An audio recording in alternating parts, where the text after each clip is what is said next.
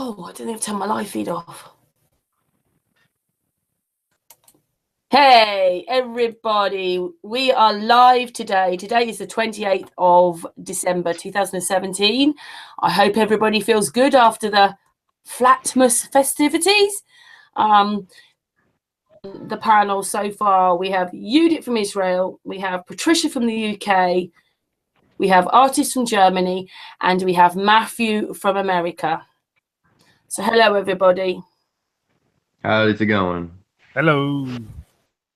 Matthew asked when we started, and what's happening today? And I thought, it's a Matthew evening.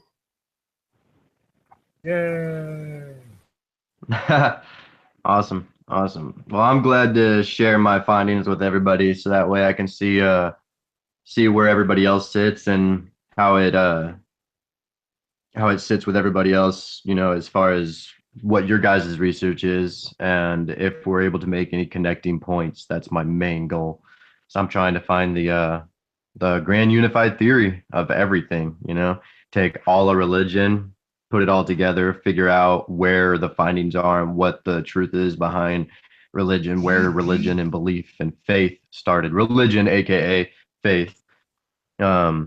And then where did science start? All the common grounds between all of science that you have, because we've got physics of all kinds of levels from micro to macro, and then you've got chemistry, and then there's the mathematics of everything, trying to find the common ground there. But then you've got the third factor in all this. You've got three main factors that the whole world works off of, and that's basically faith, which revolves around politics and religion, stuff like that.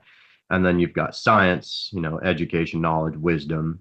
And then you've got metaphysics. And metaphysics is basically everything spiritual. So you've got your material, your spiritual, and then you've got everything else, pretty much. So I'm trying to explain everything all in a sense to where nobody's fighting anymore. Everybody has a common ground. Everybody can be like, we're the ones that are right and they're wrong. Or, hey, this guy has a half truth and that guy has a half truth and this guy has a half truth, but if we put them all together, it's going to create one whole truth. I want to find that one whole so that way everybody can look at it and be like, huh, when you put it that way, it actually, that actually makes a whole lot of sense. Yeah, I have to say, Matthew, What? that was one thing that people, like when I put a part of your video up, remember that's how it started. They went, Yeah. I like the way this guy explains things. Made it quite Yeah. simple. They're quite deep subjects, aren't they, for just the normal Joe, if you know what I mean. Oh It's not like you yeah. sit down at the Pizza Hut place going, hey, electromagnetics and Oh yeah. how does this work? And, a lot of people Well, don't talk like that. all of my research immediately starts and is based with the automatic truth that the earth is flat. It just starts with that because of, I mean, I'll get into it, but it's just the very beginning from the toroidal flow, the dual toroidal flow that creates the plane of equilibrium. So there's no other way for matter to uh, have built up with the force that's around earth except for being on a plane rather than a ball. uh, so I base How did everything you off get of into that. all And then this then, from, Matthew? Matthew, like, was this something you would? I know that you might have explained it the other day, but this is your hangout today. So, how did you get into all this first of all before you launch off into this? Because you said you've been researching. oh, yeah. What? Yeah. Well, my very first deep thought I ever had was when I was real little. I had just got done watching a bunch of military stuff with my dad, who at the time was, real deep in the military himself. And we went outside to go stargazing just as a, before nighttime, activity.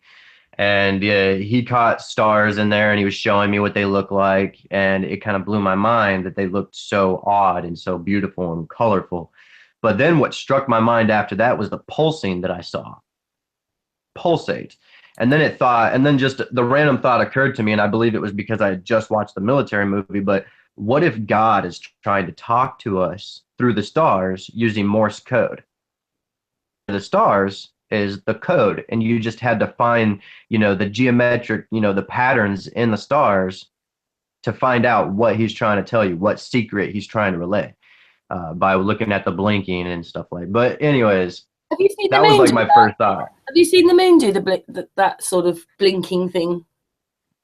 If you look real closely at it, if you stare at it, but then again, people will chalk that kind of stuff up to atmospheric, interference, stuff like that. So what I mean, I started off pretty simple and pretty small in my truth quest when it comes to people, because when you bring up certain arguments that are easily debatable, you can never find any common ground, because no matter what, there's always going to be that hard-headed person out there that's going to be like, well, you know what, this way works and this way has worked my entire life, so I'm not going to listen to the way that it works for you because it's different from my way. But if you present to them an idea or something to where they cannot refute it, it's the smoking gun. They look at it and they see the science behind it, and they see all the proof how you got the science behind it, and then they see the end result, and they're like, okay, well, I honestly don't know how to look around that. This is kind of perplexing a bit, and I've got no other questions. If they're a logical person that's not gonna let cognitive dissonance run their life. You quite liked a post that Chris Monk had done, didn't you, today or yesterday? The what? You quite liked a post on Sun and Moon that Chris Monk did about the moon?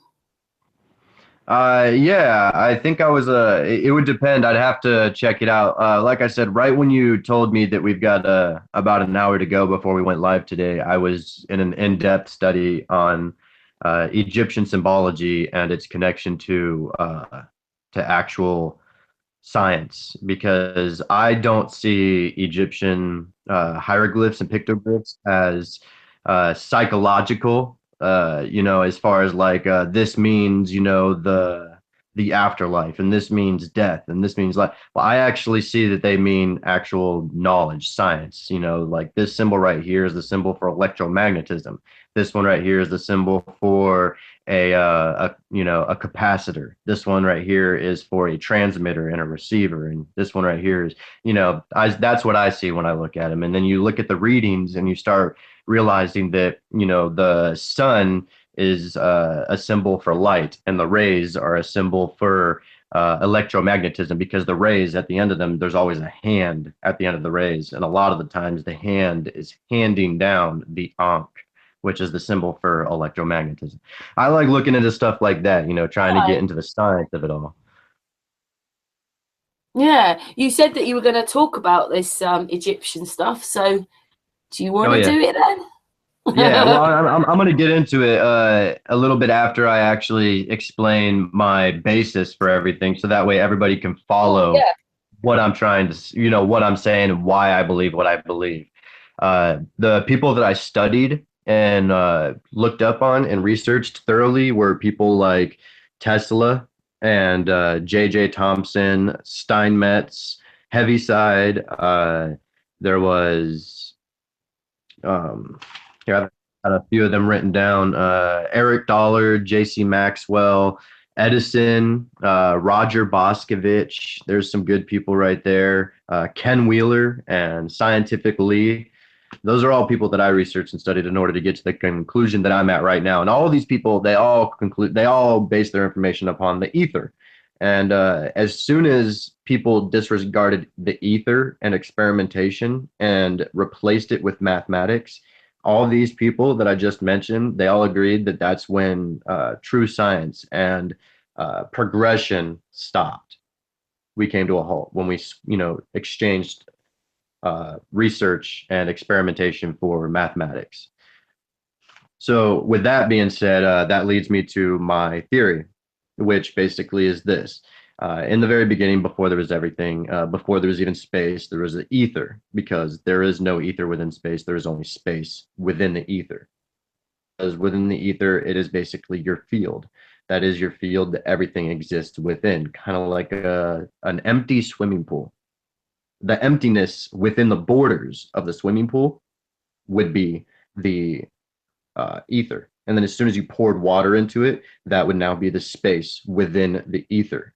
And then if you were to say throw a rock into it, and then you created a disturbance or a perturbation. Now you've got something created within that ether.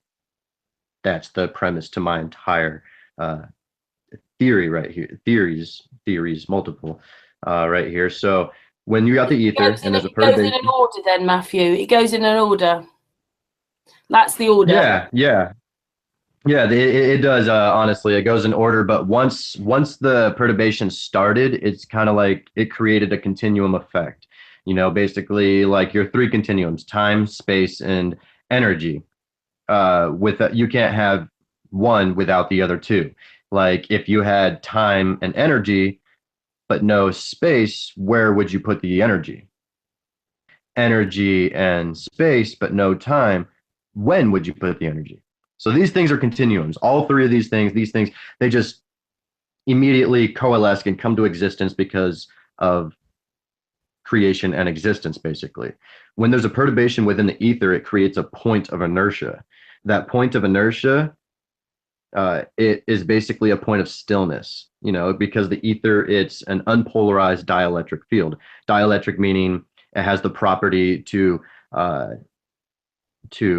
move and transmit energy, but without the loss of energy, so it doesn't lose it through vibration, sound, heat. As everything was in the dark, Yeah. would it have made any difference to what that ether was in the dark? Well, everybody automatically assumes to be able to see the ether, as like this beautiful glowing, energy all around. But the ether to me is just, it's an unseen, untouchable energy. It exists because it's like the paper that, you would need in order to create a painting. You have to have something, because you can't just paint a picture in the middle of, because there's nothing there. You've got to have something in order to create a pawn. So I believe that's what the ether is. It's kind of like the primordial fire mist, the essence of life itself, and everything comes from the ether, the energy, because everything is the energy of the ether broken down to its absolute fundamental self. Just say which is that explained. FPV's joined us. Just to say FPV's joined us. Hi, FPV. FPV's right on. Hey, FPV. Hello, people. Hey, Sorry, FPV. He's come to listen, That's all good. Matthew. He's come to listen to what you've got to say. Awesome. So when there's a perturbation within the ether, because it's an unpolarized dielectric field, it creates a polarized field around a point of inertia, and energy moves in a double helix formation. That's the flow in which energy actually moves when it transmitted, and that's seen throughout all of nature. When you look at water, when you look at through ferrocells, everything, you've got this rotating, DNA double helix kind of pattern that it flows in. Well, now that energy seeks an equilibrium. It seeks that point of inertia because it's stillness, and energy is constantly in motion. It needs to come to a rest, and it wants to. That's what everything wants. It looks for equilibrium. So as the energy spot, it's moving past, and it senses that point of inertia, that point of rest, it now seeks it out, and it comes to that point. Well, what happens, since it rotates in a double helix formation and it comes down, it squeezes down into that point, creating a vortex into just that single point. Well, when that vortex comes in and it sucks everything into it, so that way it meets that point of inertia, it hits that point of inertia and expels back outwards, because you've got this singular little point right here. I mean, we're not talking about the Big Bang, singularity. We're just talking about a point of nothingness that, it's nothingness. You cannot contain within the nothingness. So now it expels back out, but it still wants that nothingness. So what does it do? It comes back around, and it goes back in to try to find that equilibrium again, and keeps getting expelled out into this constant formation. Now, what do we have? We have a torus. We've got that toroidal flow of energy into this torus. But what does that do? That creates a point of inertia at the bottom of this torus, where everything's getting expelled outwards, and it's creating that energy seeking from the other side. So now you've got energy coming in seeking, and it comes in the opposite flow, because when it comes up and it hits that other point of inertia and they want to meet each other, it creates a it creates an attraction. When you've got positive and negative, it creates that attraction. So now you've got the rotating coming in on both sides, and you've got creating a plane of equilibrium in between these two toroidal flows. Now energy has a place where it's being forced and stuck to, and it's trying to flow back out, but it's all being concentrated into this plane before it could come back out and try to get back around and see this point of inertia again. So now you've got all this energy concentrating, and this energy is concentrating, and all of a sudden it's all bouncing and moving and flowing into each other with different flows, different frequencies. And this creates a density, because it just concentrates to a point of a density, creating a mass. And now you have matter, which instead of matter, since matter kind of points to particles and particulates, stuff like that, parts, since I believe everything is based off of fields and energy and concentrated energy, I like to go with the word elemental material instead of matter, because it's materialized, elemental energy. So that's what I like to say. So Earth, instead of being made of matter, it's made of elemental materials. Crystal, lightning, energy, this and that, broken down to its absolute basis when you look at absolutely everything. And this is undisputable, actually. If you look at all forms of science, they all say at the same time, if you get a powerful enough microscope and you look deep enough, you'll see that everything vibrates in an energy formation. Everything vibrates. Even quantum physics will say that, because the photon isn't mass, and it's like,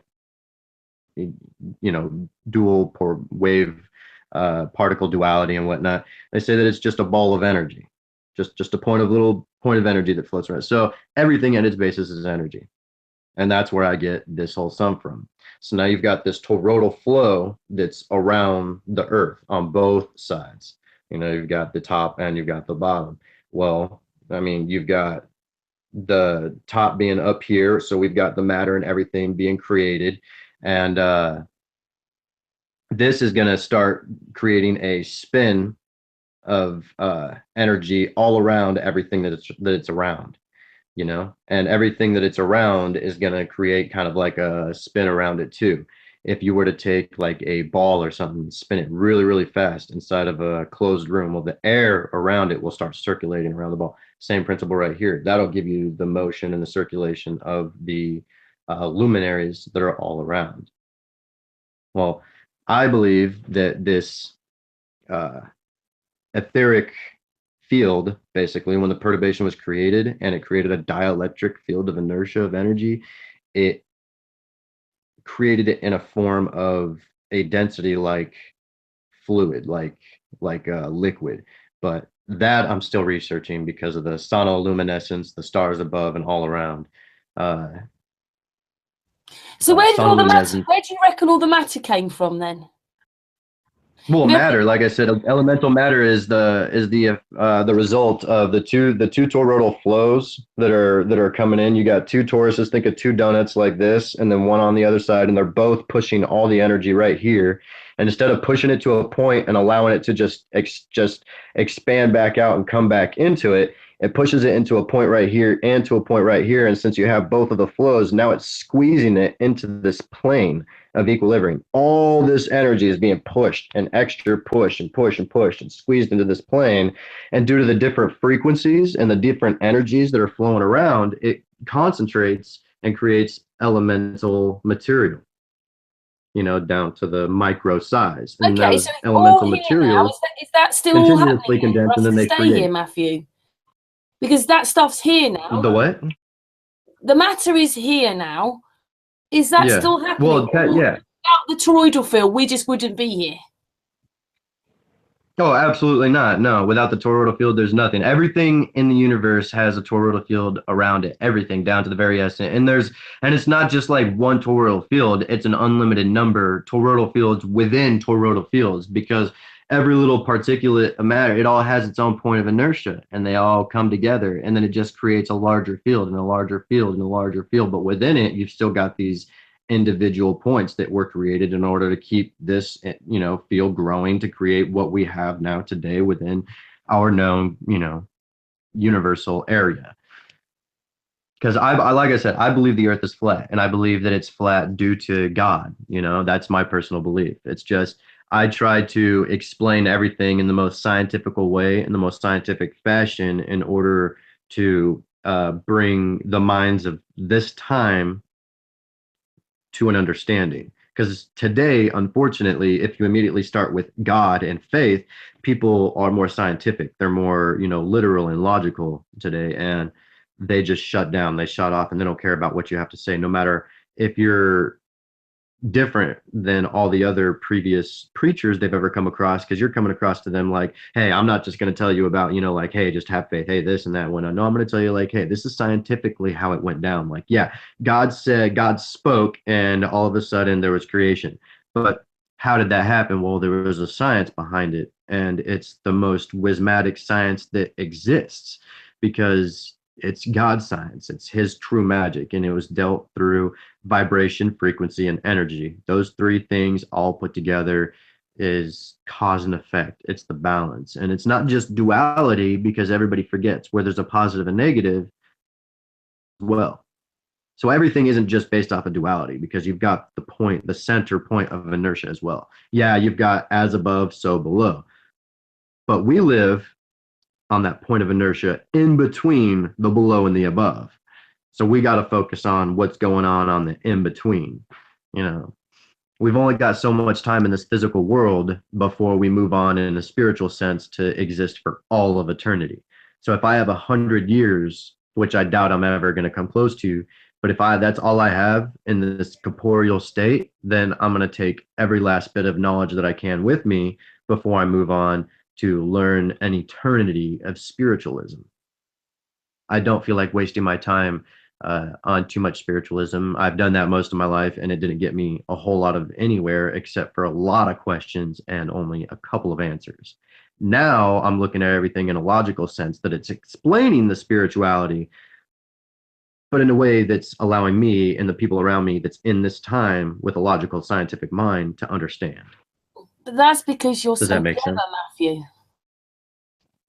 Well, I honestly, I give it all up to God. I pray and I ask for an understanding, because my mind works logically. I can't help it. And it honestly bugs a lot of people and puts a lot of To people be off from talking to spiritual me. is to know who you are, really, to find yourself and know who you are. Once you get that Yeah, bit, exactly. Yeah. move on, don't you? Take that with Yeah, you. pretty much. Once I think spirituality in the corporeal sense, as spiritual as we need to get, is to locate a purpose. That's as spiritual as we need to get in our corporeal state, because think about it, you have an eternity to answer questions, and you could contemplate what is life for the next 20,000 years during your eternity, and that's going to be nothing. That's going to be like a quick little fly pass in time, because it's eternity. Whereas right now we're experiencing time in a much different fashion, which I believe is because we're in that point of equilibrium compared from the above and the below, as above, so below, the eternity, the eternal death or the eternal life. So we're right in the middle. We're experiencing that corporeal state, the state of equilibrium, the state of matter, which the Bible talks about. They call it, limbo, the waiting time, the waiting. We're basically kind of like it's like our consciousness was the energy that's seeking out this equilibrium, and now we're at a resting point until we die and we move on. Just would like to say that the chat room, Unconscious says this is great, with a big thumbs up. Thanks. A lot of my theory, this whole thing is this. What I've explained so far is just the creation experience. That's it. And that's even explaining it without the use of the terms of vibration, energy and frequency, which are all needed. Frequency being the intelligence behind vibration, and vibration being the source of energy. So that, what I mean by that is like, you have to have the thought, the frequency, the thought, the intelligence, in order to reach out and tune the vibration, the frequency of the vibration. You got to create that frequency, but you got to know what the frequency is, and you got to be able to tune it, to that, in order for the vibration to exist that allows that bit of energy to exist. That's where God comes in my in theory. You can't leave God out because that etheric energy that existed in the very beginning before anything else, it doesn't exist without vibration. And Do that you see that vibration, we're all it part of doesn't one exist without frequency. consciousness? Do you see Huh? that we're part of all? Do you see that we're part of one consciousness? That we're all together, and God is everything, and we are God. We're part of the whole thing. Without us, there isn't God. No, not at all. Absolutely not. Without God, there is no us. But without us, God is still going to be because God is the primal intelligence. Everybody immediately just says God is the creator. Well, is the director before he's the creator because he directs the frequencies and the currents of the universe in order for those currents and frequencies to create. So to me, God is more than just a creator. He is more than just the one that created everything and allows everything to be. He's the one that literally, like, without the sense of thought and intelligence, which is God, you can't create because you can't direct in order to create. Does that make sense?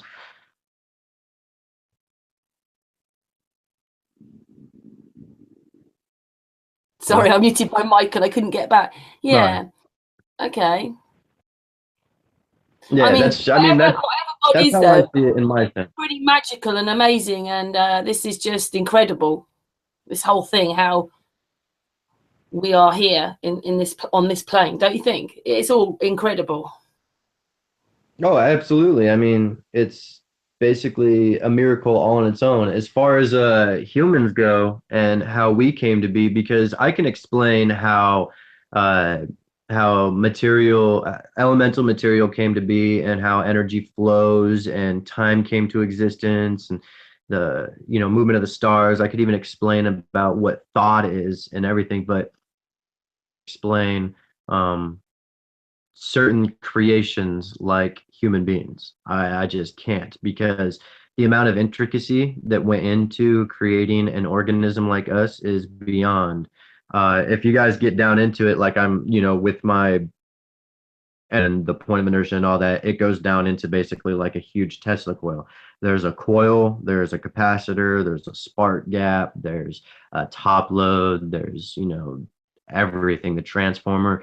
And everything works like that, just like our human bodies. Our human bodies have a capacitor within them, an energy core. We have our nervous system is kind of like the coil that in the transmitter that allows the energy to move everywhere throughout us.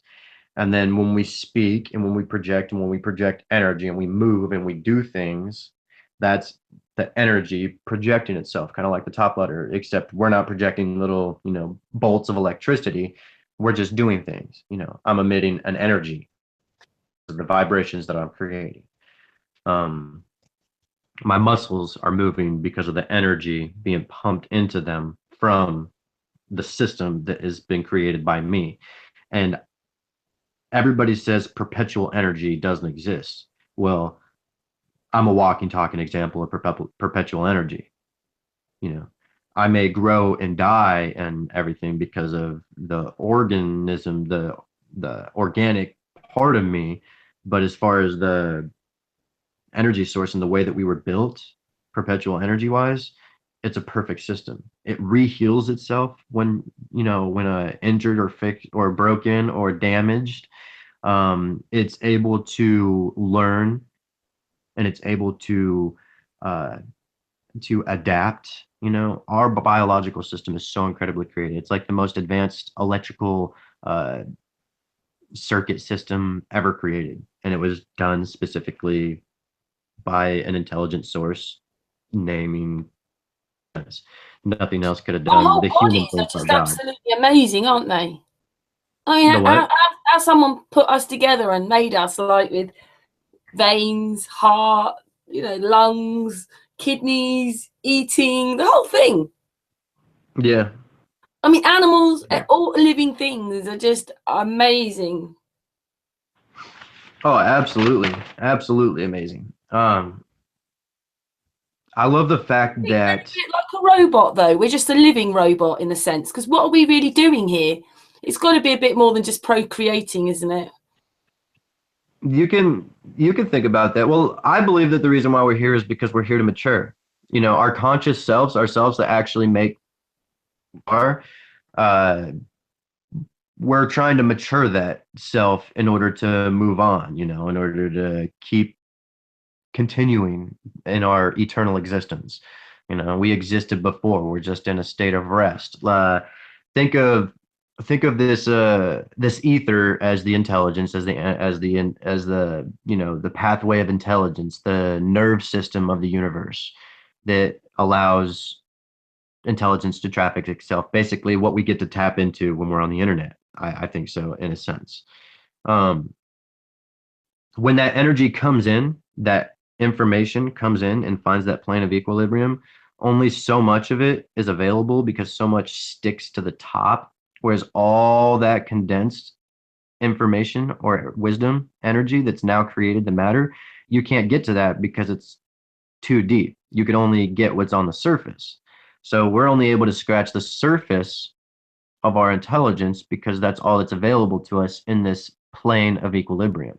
But once we move on and we're now back in the constant flow, now information is going to be just like a known thing. It's just going to come back to us again. But it's not going to be like in the sense that we think. We're not going to think like, I can't, solve the, mathematical equation of the century and blah, blah, blah. But when I die, I'll be able to explain it just like that. It's not like that.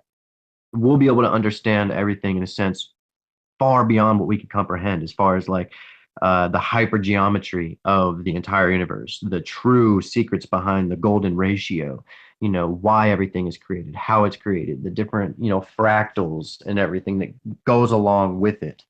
Uh, that's that as far as our intelligence goes and what we're able to do and take. That's why we're here. We're trying to uh, find that state of equilibrium, that state of rest, our energy, because we're in a constantly flowing and now we're resting. And while we're here resting, we're in a different form now. Uh, I can't explain that. I'm still learning. I don't know everything. Do you think the And consciousness we're has trying to move on. been trying to be changed? Because we kind of know maybe that the pyramid people were different. They were, using telepathy. They were able to sort of move. I don't know if they were using telepathy. I honestly believe it was technology. The antediluvian people, pre-flood people, the Nephilim, they were the ones, I believe, the fallen ones that took the knowledge from Adam and from his descendants and from the fallen. All that knowledge got brought together and it created the great civilizations of the past. They knew of certain things. They knew of the geometry patterns, of the energies of the universe. Like every pyramid, like the ley lines of the entire plane that we're on are there because of mineral deposits within the earth. There's the mineral deposits that create the mineral veins of the earth, and not all of them, but some of them or most of them, whatever amount of them, have electrical properties to where they can contain those energies. Now that creates our ley lines. Those are brought in from the Birkeland currents, which are the cosmic currents that run from everywhere around us.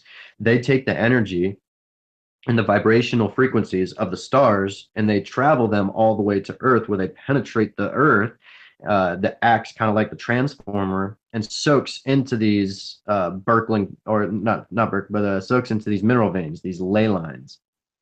Well, that's why pyramids were built directly on top of those ley line center points. Not just anywhere randomly on the ley lines, but they found the connecting center points, the larger, more energetic ley lines. And they looked at the stars directly above them. They said, well, okay, so we understand the Birkeland currents brought the energy from those stars.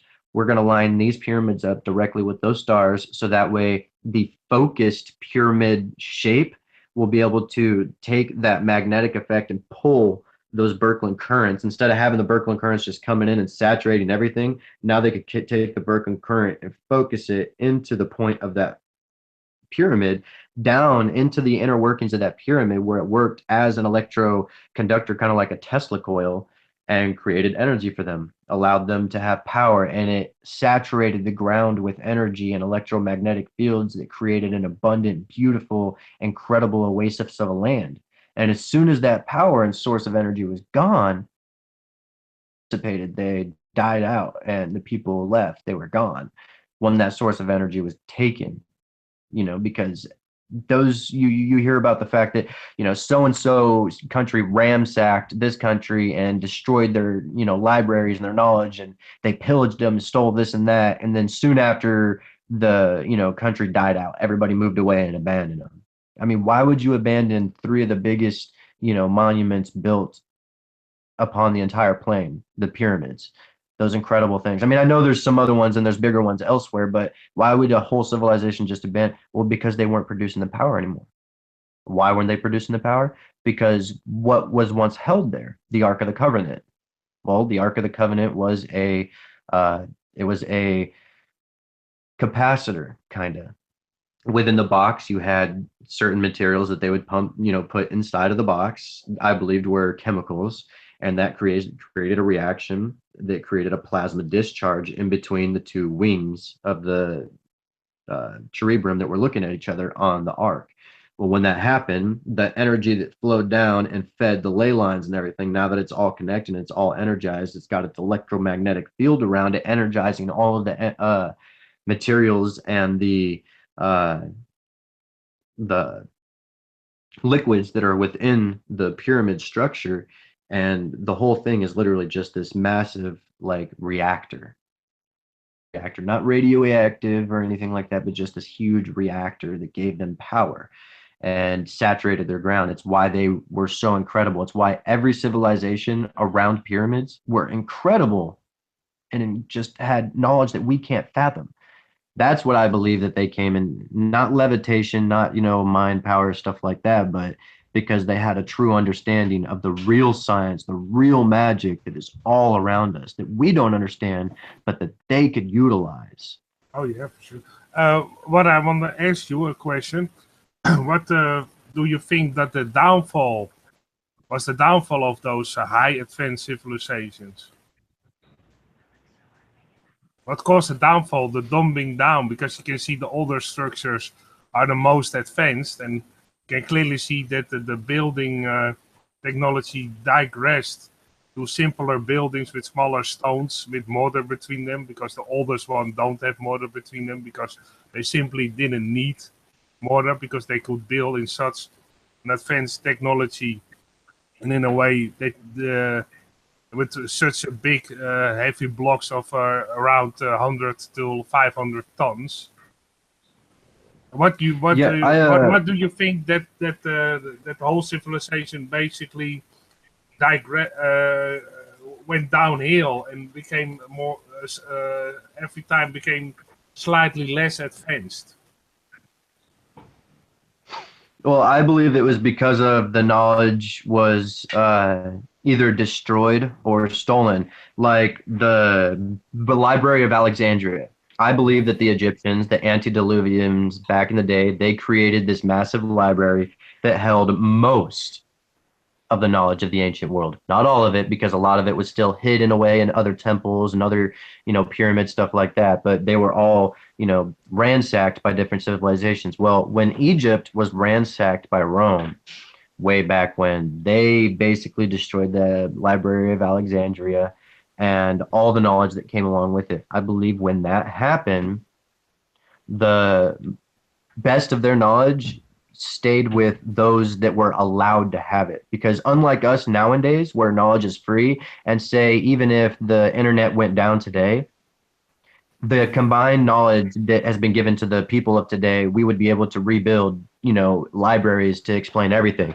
Back in those days, only specific people were allowed to have this knowledge. So either they were killed when the knowledge was destroyed, or they take the knowledge and all they had was word of mouth, what they could remember. In their old age, they started to, forgetting things, or they didn't relay everything and stuff died with them, and word of mouth, of course, we know word of mouth gets spread and things start to change, actual truths, because it wasn't spoken correctly or was added to or taken away, stuff like that. So I think a lot of knowledge was stolen or hidden away or destroyed, and we had to do everything. We had this guy called John Cowrie on. John Cowrie is the guy who has said that the pyramid 2030 is a pyramid. It's not just a piece of earth, it's a pyramid. But He came on a few days before Christmas, And he thought that Noah was never an ark, a boat with animals. It was probably a pyramid of knowledge. He was there to keep all the information. And he said, would you save like how to grow the plants and all that kind of history and cultivation and all that? Would you save all that, or would you save the animals? And he reckoned it was actually, you would save the knowledge. You know, I had never thought about that before. I've never made that connection just because of the fact that the boat was so so well described as being a boat. The materials themselves were so well described, the dimensions. There's not a lot of things in the Bible as measurements and materials for what was made. And Noah's boat was very specific in detail compared to most things. But You know, that makes me question. Most things are the opposite. Well, yeah, it makes me question about what I was saying before as far as word of mouth. Things get changed, you know, translations, transliterations, mistranslations, stuff like that. I've always had the idea that since there's no way with the dimensions and everything that it was given, that animals of every kind plus food for animals of every kind was able to fit on this boat for as long as it was and everything that went along with it detail wise. But if they had a technology to harness DNA, then I could actually see this boat working because, I mean, they were able to harness DNA. So with each male and female lion, they had, you know, male lion DNA, female lion DNA, and then they had enough DNA to create, you know, 7 of each of their food supplies. So that way their food supply would continue in abundance for these lions, you know, and stuff. That's just, those were my ideas. I never thought of it as being a building somewhere because, I mean, it said it floated on the waters and then it rested upon a mountain. So, I mean, maybe it's talking about the materials floating across the oceans for 40 days until the end ark or the end, you know, pyramid or structure was rested upon a mountain somewhere. I don't know. That's a great theory. It's just that most things seem to be the opposite. And, you know, like we've had quite a few chats with Santos Bonacci and Bro, and, you know, like God actually could be mother. It's not a man, it's a female sort of, it's femaleness. And they've changed it. They've changed us into this male orientated, everything's male orientated, but everything originally was from Mother Earth, Mother. Well, if you actually want to hear interesting, the Mi'kmaq tribe, they have God or the father, but the father always has a mother. There's always a mother they talk about. That's a curious one too. I think I've ran across that one. One I just came across this morning was somebody was talking about, well, you know, flat earthers want to be so literal, and, you know, truthers want to be so literal about their things, and they're shutting everybody down about the name of Jesus because it's the Roman use of the name of the Son of God and not the God's use of it himself. But then you got this one guy. He's like, he actually made sense because he's like, if you want to be literal about it and go off the Hebrew word and meaning, back in the day when they used the word God, they used the word Elohim. And Elohim is a plural word. It's not a singular word. And it actually translated to mighty ones. So if everybody wants to get as literal as you want to possibly get and as down to the point, then the Bible, there is not one God. There are a multitude. And it's they were called the mighty ones, aka the Elohim. I always so when it said myself, pagan people. Yeah, well, when it said in the beginning God created the heavens and the earth. Huh? They had God. The pagans and those kind of cultures, they all had gods, not one God. We have one. We worship one. Correct. Yep. Yeah, that's absolutely correct. I've been looking back at it, and I can't find any other serious religions in the world besides ours where there is one single solitary deity. I mean, some of them have like not the Rome, but the Greeks. They had, you know, they had like the god of gods, And then they had like the lowercase gods underneath him, his kids, which were kind of like our half gods today. But I don't really see any being like ours where we make it to where it's just one single God, period. There are no others. That is it. But the original Hebrew ancient text used the word Elohim, which was plural and meant mighty ones. But then you got to go before this whole faith-based system even came up with the Elohim. Why? Because there's stories in the Bible that existed thousands of years before the faith-based Elohim, language or anything like that even came up because of the Sumerians. The Sumerians talked about a few of the stories in the Bible, including the flood. So if the flood happened in the Sumerian text, just way before the biblical faith was even founded, then why does the Bible claim 100% rights to the flood's story, saying that it was Noah and that it was God, and then he did this and he did that, whereas the Sumerian text said it was a different name, and this is why it happened, and this is what happened, and this is why it happened. A few of the things were changed and details were changed, but the stories in total were pretty much the same. So getting technical, you know what I mean? That's okay. We're here to talk. Yeah. It's just obviously along the way, we've been listening to a lot of people say these, especially this bit about mother and the fact that they used to worship as mother, and then it's all been changed to a more male orientated, and then suddenly we've got God. Right. And then it's like we're doing. I heard that it was of everything we're supposed to do. Everything seems to be the opposite. With the ball, we're not on a ball, we're on a plane. Things aren't millions of miles away; they're miles away, and everything's the other way around. Yeah, everything literally is the opposite. I mean, it goes based off of that whole ancient saying, as above, so below, as above. Basically, just saying, balance. There's the balance, but I don't think that one major aspect has been realized in the modern days that they did realize back in the ancient days, and that was the fact that there's not just above and below, because we live in between above and below. And we've talked about that, but you've been researching now, and you were going to talk a bit about this Egyptian stuff, or had you already talked about that? You finished talking? Yeah, no, I mean, you've got the pyramids that collect the energy and everything, and you've got that. But now that we get into the technology, the symbols that a lot of people are translating, they're translating like the Ankh. They're saying, oh, well, the Ankh represents, life, eternal life. And then some say, well, it represents eternal death. And then there's others, well, it's this, it's that. Well, if you look at the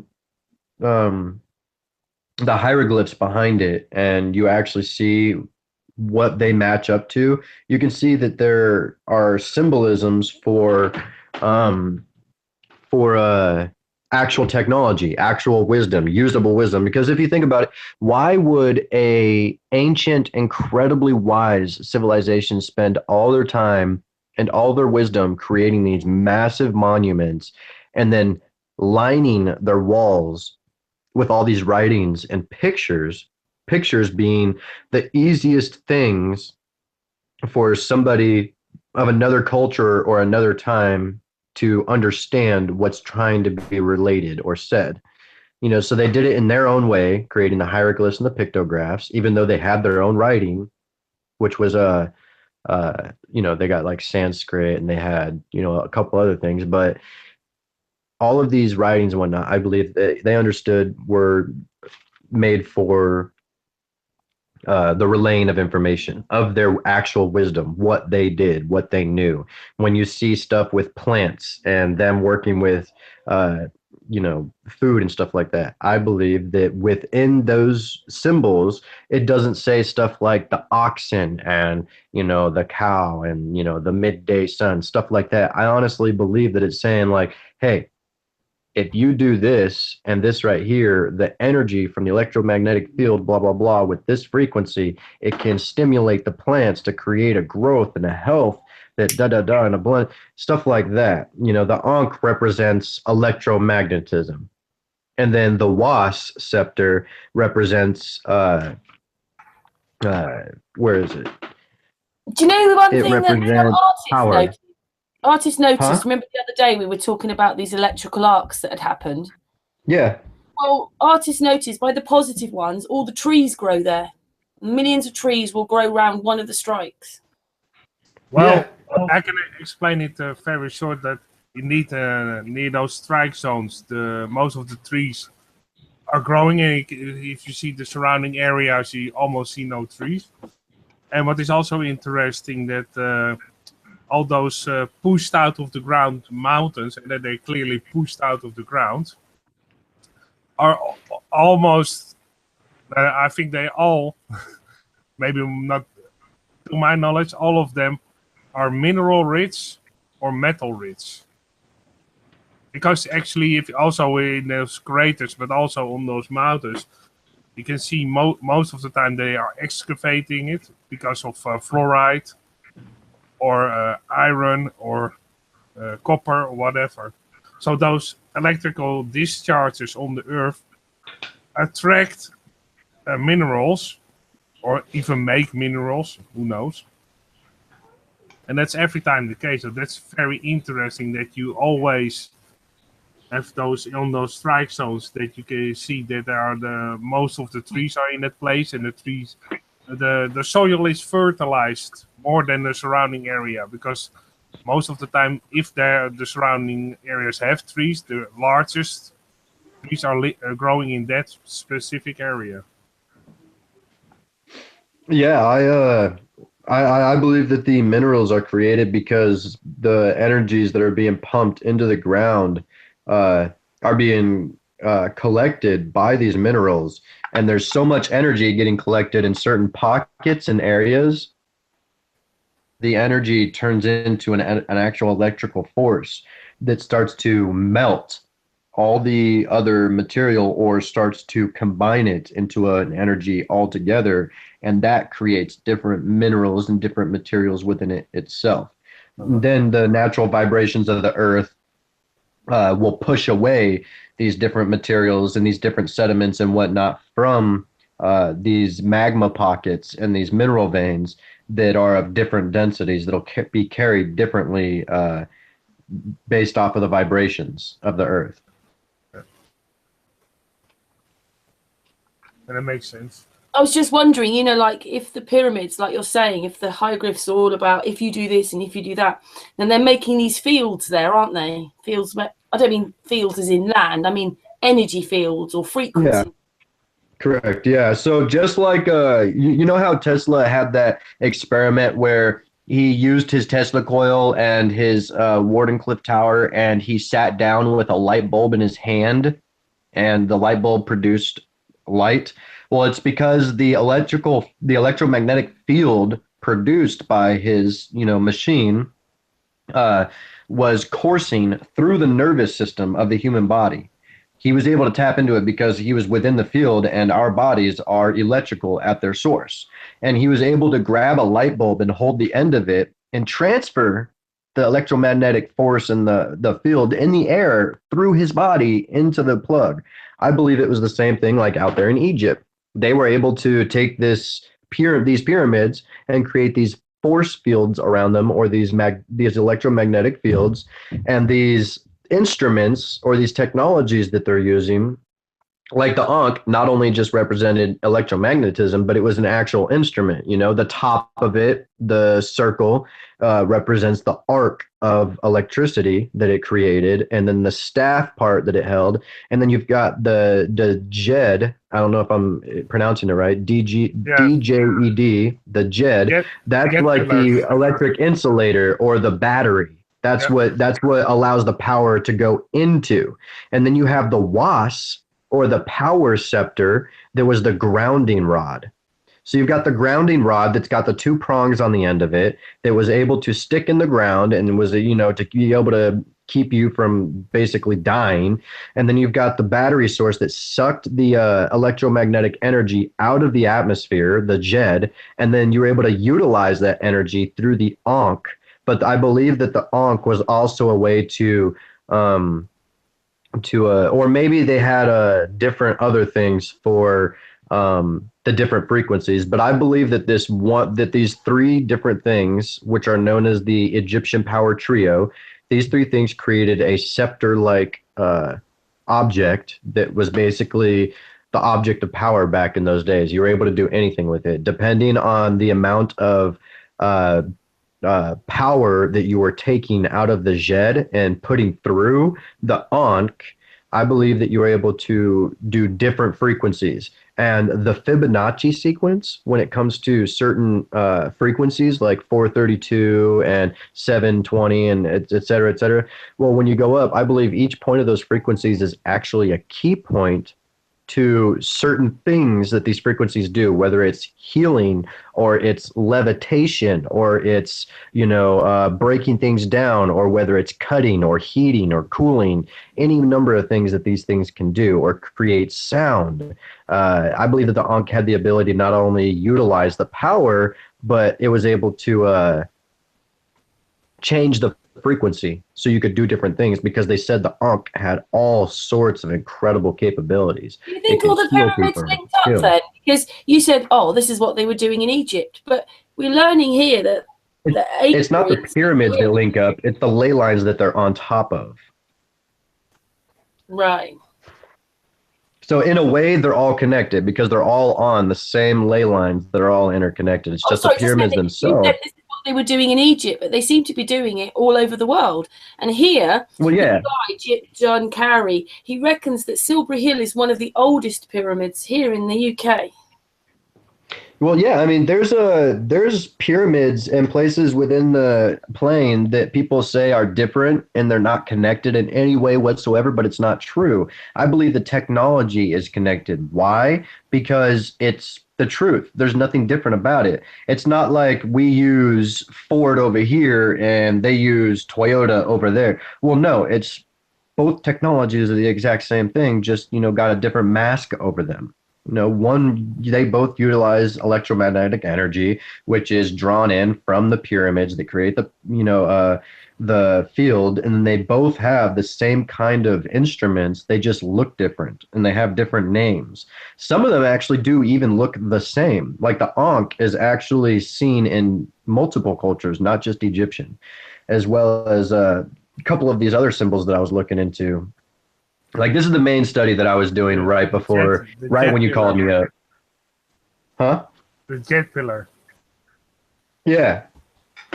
Yeah, I'm super excited about this right now, because with my studies as far as like the ether and the point of inertia and the toroidal fields and everything and how it explains, I could explain anything with my theory. Like, you name it, I could explain it. The volcanoes, the wind currents, the movement of the stars, sonoluminescence, all of it, because I feel like I've actually found a connecting point between all of these truths. What do we got here? What I'm showing, that's actually a wall in the Karnak temple in Egypt, and I always find that one very fascinating, because if you look at it, you can see some type of tree over here. So very big picture. I was trying to get the biggest pictures as possible. You can see around the shape. The Ankh is also over here, in this corner over here. See, and the jet pillar is also in it. Indeed, you can see. This is the jet pillar over here. Here is the Ankh. So they're using it a lot of times in their symbology. I believe right there, what we're looking at was specifically that whole thing. It's not telling a story like a lot of people will want to believe you to think. They'll sit there and they'll tell you, oh, well, this is the story of creation about how the tree of life was created by the god Osiris and blah, blah, blah. No, it's not. They've got all the technology sitting here staring you in the face. The one thing that I have not been able to put together as well as some other people is that hook. I don't know what the hook is for. Maybe the hook is a way to change the frequency. Kind of like, what's that musical machine that has the two prongs, and when you go close to it, your electromagnetic field, it changes the tone and you can create music. Yeah. Maybe that's what that hook is. Maybe that hook near the wasp scepter power is kind of like changing the frequency. I don't know, but good thought. Yeah, it makes sense. I know what device you mean. That you actually have an iron rod on an basically a wooden cage, and if you move another rod against it, it makes all kinds of tones like wee wee roo, everything like that. Yeah.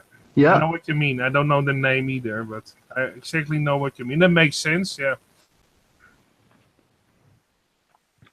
Yeah, I'm still trying to put some of this stuff together, but now that I've like learned this kind of stuff and I'm re-looking back at pictures like this, I see completely different things. Yeah. Like that tree of life. Everybody could see it depicted as a tree of life, but I could see it depicted as the Birkeland currents that run through the cosmos and feed everything, or the currents through your nervous system. You can also see it as a Lindenberg discharge. Yeah, exactly. Static, I could see. I mean, energy in general. The snake that everybody usually sees, that's usually depicted as something else, but I believe, and some other people that agree with me, that it's the symbol for electrical current, when electrical current is actually flowing. In the top, also, you can see a lot of those zigzag lines just above the tree. A lot of those zigzag lines. That could be that they are actually displaying the electrical current. Those zigzag lines you can see on the top, just above the tree. I've pointed out here. Are you able to zoom in at all? Yeah, very far. Yeah, zigzag lines, Ankh. Yeah, that right there. Yeah, the squiggly lines right there are like electrical currents, and it stands for EN, and there's actually like a small depiction of the Ankh, and it's an explanation into the Ankh, and that's one of the symbols used in it. Indeed, the Ankh is over here, and you have just below it. There's the trio right there. And you have here a snake type thing, and also a pyramid-like shape. So now after that, you have all those electrical currencies. Yeah, I also thought that were electrical currencies. So I'm on the same page in that. Yeah, it makes sense. Makes a lot of sense. Here again, you have another one, and those steps could be indeed for changing the electrical currencies, so they could influence it with those steps. That also makes sense. See, look right there in the center of that picture. You've got 3 different Ankhs. Yeah. And in between the Ankhs, you have the 2 wasp scepters, right? Yep. Maybe I'm right. Maybe the Ankh is like a receiver or a transmitter, and the wasp is the receiver or the transmitter.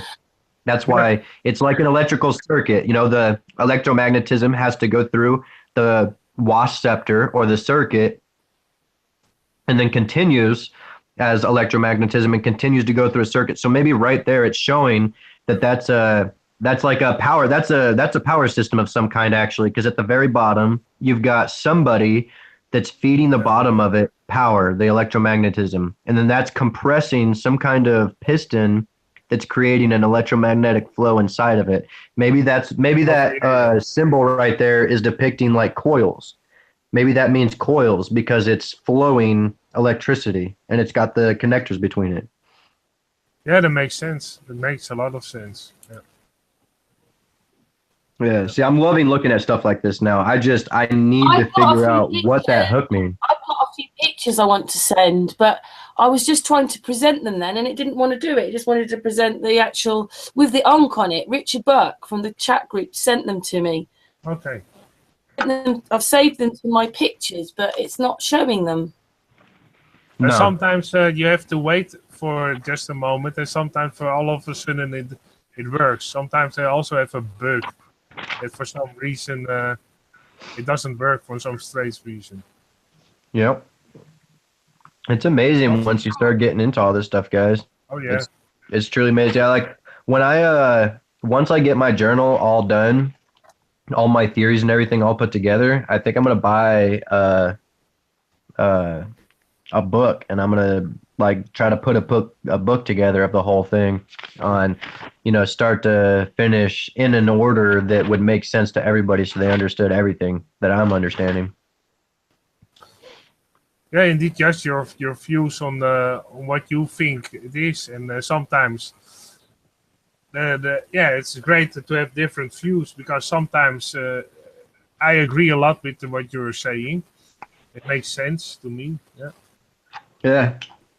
That's why I love these hangouts. A lot of people bring different philosophies to the table, and often you think, "Oh, I never thought of that. Oh, that makes sense."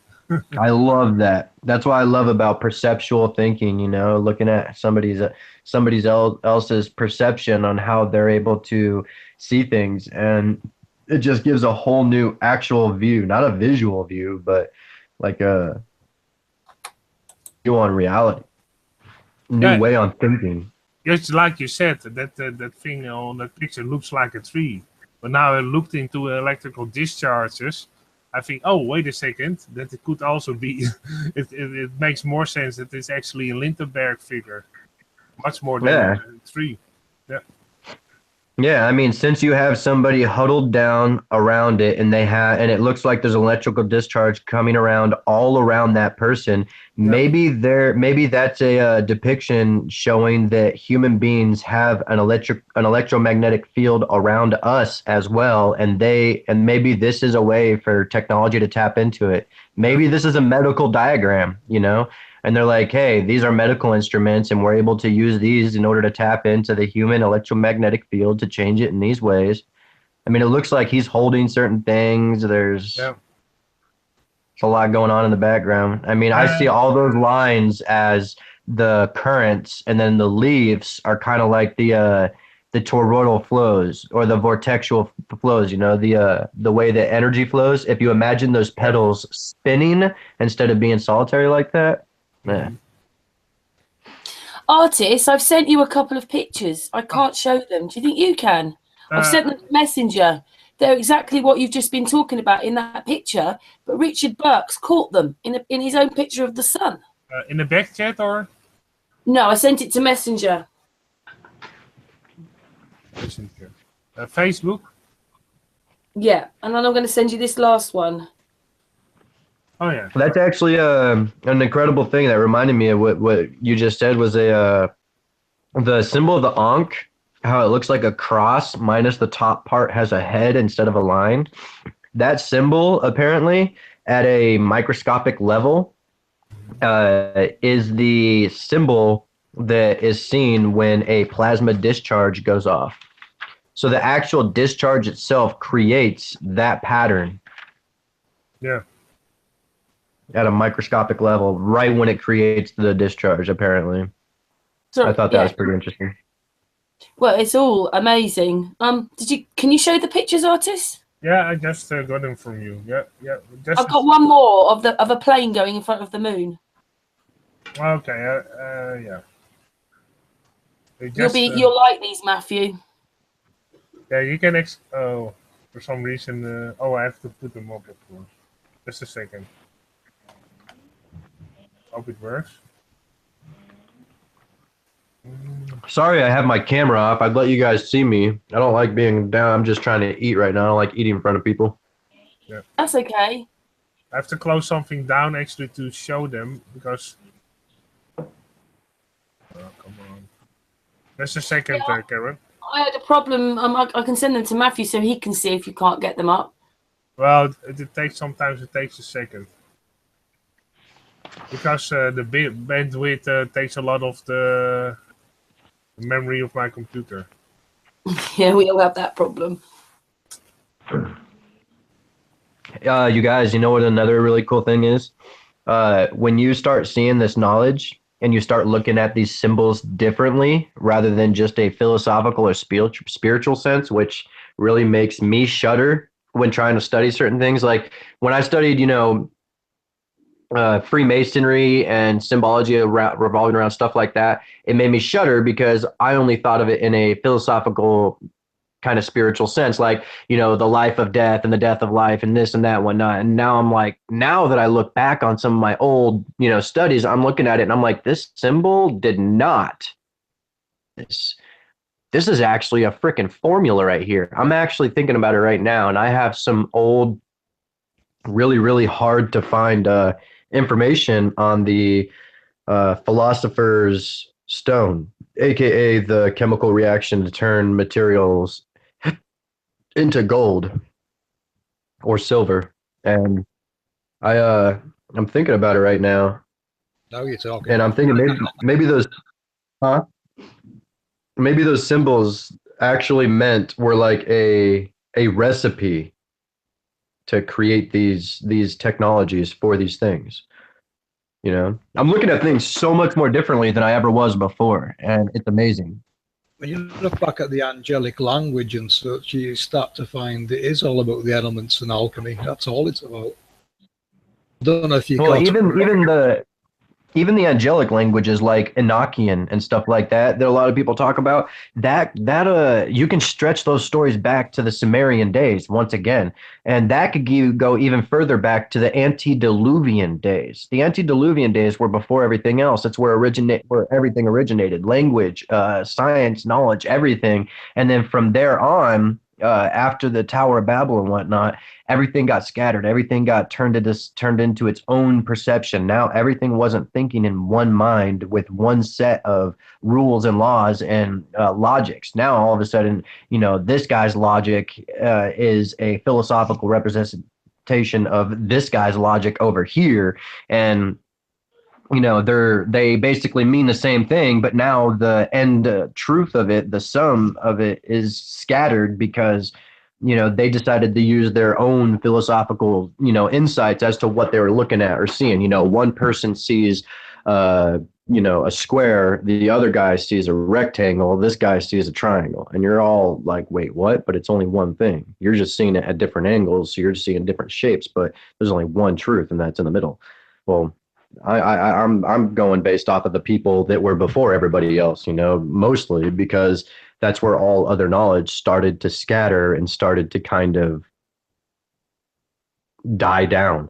Because we heard of places like Atlantis, which I believe was antediluvian, and a place like Atlantis, which I believe was antediluvian, we hear stories about how stupidly magnificent it was. It was beyond our wildest imaginations. People try to explain its magnificence and can't, because of the magic and the sorcery and the science that was all around them. It was almost as if they were in a dream. Like, I've heard so many things about Atlantis, and I believe that's because it was pure knowledge of the fallen, pure knowledge of the Nephilim, those that had knowledge from God himself, that was passed down to Adam, who passed it down to his children, who kept passing it down until, finally the or the line of Cain started to intermingle.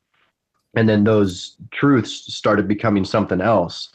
They started to get diluted. But before then, when it was still pure, I believe that was the Atlantis days, when, you walked into the city and it's almost as if magic actually was real, like we know about it today, but it was just technology that we can't express or explain.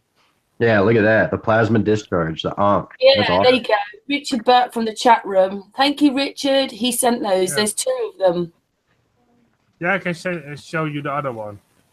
This is the other one.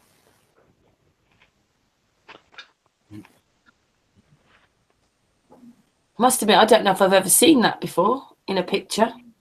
Taking That's awesome. Thank you, Richard. What I saw right there was 2 toroidal flows. Right there in that picture, 2 toroidal flows, because if those 2 circles created the inside vortex of the torus, you've got 2 toroidal flows, and in the middle of it, you've got the electromagnetic source, the ball of energy, where all the energy is seeking and pushing back out. That can't be a camera flare, can it? Huh? That's not a camera flare, is it? Well, I have no idea, honestly. I took like a half a Is semester that a worth of plane? There's a photography. plane in the sky. On that picture before, look, isn't that a plane? Huh. Anyway, there's one more, isn't there, artist? This isn't really to do with that, but he wanted you to see those, Matthew, because he had those on his camera. Yeah. Oh, you sent one more, Karen? Yeah, I sent one of the moon, because Oh, yeah. me and artists were talking today and saying how close the moon looked. I even told FPV, and it's a bit like the moon's just there. And this person took a picture of a plane going in front of the moon. Oh, yeah, I have them. It's a small picture. Yeah, but, thank you, Richard. Yeah, thanks a lot. Richard always sends me a lot of interesting things. Oh, you guys. Okay, so now I got to go into my phone. I have this theory I just updated about the sun and the moon, okay? So, where do you guys all stand when it comes to Ketu and Rahu? So those pictures were taken when there was an eclipse, by the way. That's what he's just written in the chat room. Nice. Well, I wasn't sure if they were sort of real, and then occasionally you see a video where this thing's swinging around and you think, oh, well, maybe it is real then. But Santos has them in there. Well, I was thinking, due to the Rahu and Ketu, I don't know if you watched my video yet, but my video does come from a technological instruction, and what we can relate from scripture. Doesn't matter whose scripture either. I've looked at Hindu scripture, I've looked at the Christian scripture, and ask a lad within my video relating, and they're all telling the same story but the same thing. And it's a technological construct. Now, Rahu and Ketu, in my opinion, was in the sky on opposite sides of the world. And that's where you're getting the sun and moon going around these said halos. Now, the halos are projected from technology below ground. You've got a quick mind, I've been listening. You'd pick it up quick what I'm getting at if you watch this video. It's a 30-minute video. No, I'll definitely check that out. I've done a few more since. The double helix, I've already picked that up on the map. Nice. You know, we picked it up on the Mimic map last December. And we're now putting that down to technology switching on and off below ground seasons. Now, the technology is, we would call them angels or deities of such, 3 in the center and 48 external in the 4 corners, 12 in each corner. And these are the portals that Enoch was describing. It also comes with the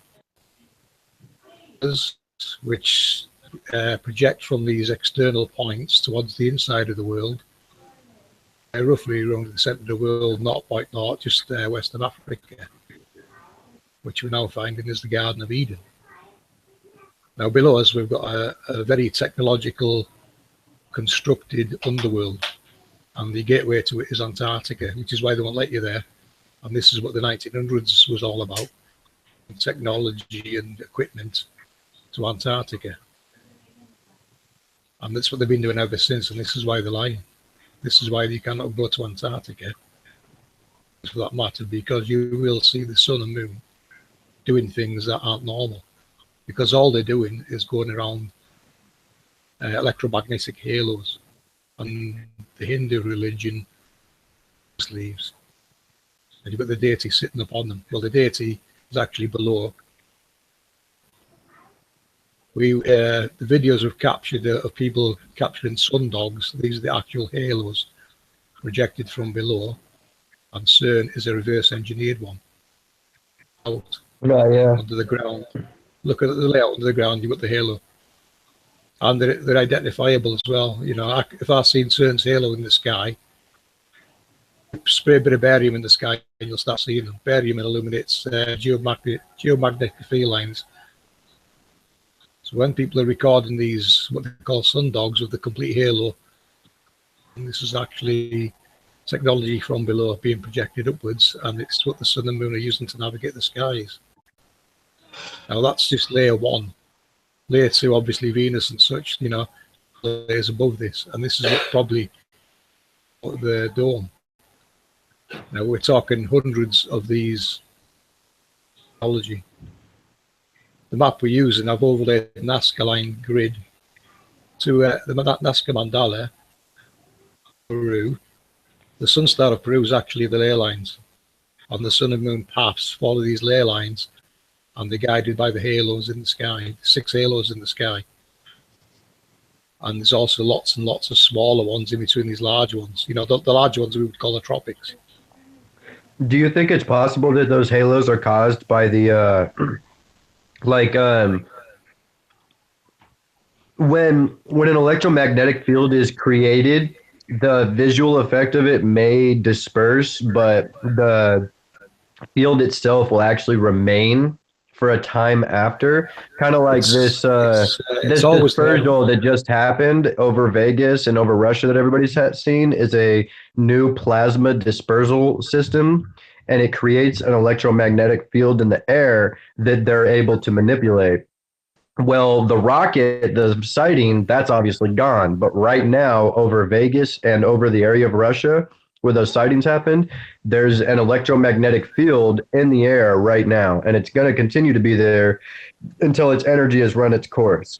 Well, I think it's the same thing right here. The sun, it's going in this, in this analemma for so long that it's got this constant kind of, burst of energy all around it at all times. And it becomes more visual just because of how long it's been going, for whether it's been going for 1,000,000 years or 10,000 years or whatever it is. It's been going for so long that it's now saturated the field around it that it's producing. It's saturated an area of that field around it where the energy is most concentrated, and that's starting to become a visual manifestation. I think a lot of the visual manifestations are coming from what we've been pumping into the atmosphere. I think that's why the original band was it CFCs from aerosols. I looked in that too, but it's just the fact that they saw sundogs before we had this tech. Yeah, so it could be anything that's making them sure. But we're not. Yeah, it's just like when people used to say that asteroids and comets were produced by our government. I used to have flat earthers tell me that, asteroids are fake. They're really just, government airplanes shooting out these, special rockets. And I'm like, okay, that makes great sense. Well, how do you explain the asteroids and the stuff that people saw, 1,000 years ago? Oh, yeah, well. Yeah, I've had that one with someone as well. Yeah. Yeah, no, that's where I started too, though. I started off with those kind of truths, and then I moved on from them because I'm like, wait a minute, that doesn't really make sense. When you start looking at demons and devils, I started to realize what it's describing as different manifestations of energy. It's not, it's not something to be scared of. It's probably electrical forms of energy. Various forms of energy is what it's trying to describe, in my opinion. And over time, it's been turned into a biblical, scary story. But the further you go back, the further you realize it's talking about technology and energy. Mm-hmm. I came to that conclusion about 8 months ago, say. And all my research has been based upon that. And what we see now, these, like I say, these sundogs, the configuration of them is too identical to CERN, to not be true. And you can see them everywhere. They're popping up everywhere. So, I put it down to what's being sprayed in the atmosphere. And, of course, barium blown around the atmosphere. Because don't forget, when they're starting the CERN units up, they're going to have to spray barium to see what their halo is in the sky. Because don't forget, this would reroute the sun or moon if they got near it. So there's only certain zones they can use it, I would imagine. And you've got to work out then what is it they're using for, because this technology's got different uses. You've got your creator, your maintainer, your destroyer. There's various uses for this technology. Now I've nailed it down to an angel below and the halo above is what's creating the volcanoes, and the inductions running between is what causes them to erupt when the volcano gets to a certain altitude. Yeah, don't forget, this technology is making landmass grow. It does. It does. I can show you FPV. You basically that point you showed in Africa. That center point is over here. Eh? Yeah. And it's actually interesting that if you actually zoom in on Africa, on that line, actually that line you have in your presentation from those halos, here it goes, here the push-stop landmass that makes the islands, but they all in a row, exactly in a row. Actually, when you go to the here, you can see in volcano, Mount Cameroon. See, you can see that there was... Is that underneath one of the larger halos, is it, RTs, yeah? It's exactly on that line. You have that center point in Africa, and you have exactly that line you have on your presentation of the halos. This is exactly 100% the line. What is also interesting, you have those, like I showed, those islands, and then when it gets on the land, you have this, and again a big volcanic activity. And if you go a little bit further, I thought, well, let's go on with that line. And actually here, you have your one crater. See, there you go, exactly on that line. That line goes over here, over this city almost. Yeah. So very close to the line, one crater. So I thought, well, that makes sense. It's actually on that, you can see, if I zoom out, it's harder to see, but actually that line goes over here, so it's very near that crater. And if you go further, somewhere over here, you have another one. Well, you have a couple of them on that, here. This one is even bigger, see? Yeah. There we go. Yeah. I suspect, and you know, this one is exactly on the line. You can see basically two craters. Yeah. I suspect that, you know, you follow these halos or the grid around, you're going to find sites like this or ancient sites built upon them for harvesting energy. Here. It goes on the Earth. The little points. Yeah, indeed, it goes on the Earth. There's one. Here was one. Here's two. If you actually go that course, let's see if I can try to do it as straight as possible. Here you can see here another one. See here. Makes sense. Here one. Here exactly on that line. This one. See. This one. Yeah. Exactly on that line. You follow it around on the map we're using. It'll follow the halo precisely. I would imagine. Yeah. If you're some side tracks like you always have, but it's actually on that line. You go there, you go there, you go there, go further, you go further, you go further. Here again, another two. Go further, go further. I like doing this. Go further. Actually, those look like electrical lines to me. Yeah, that they are. Exactly what they are. You know, you got the ley lines below and the halos above, and this is what's causing all this. You guys know that map that looks like a big rectangle, and it's supposedly a map of the spherical Earth, and it's just made into a rectangle, and it has kind of like a sine wave through the middle of it to show the equator and the different, you know, the equinox and stuff. You know that map I'm talking about? I forget what it's called. That's probably the one we're using now, is it?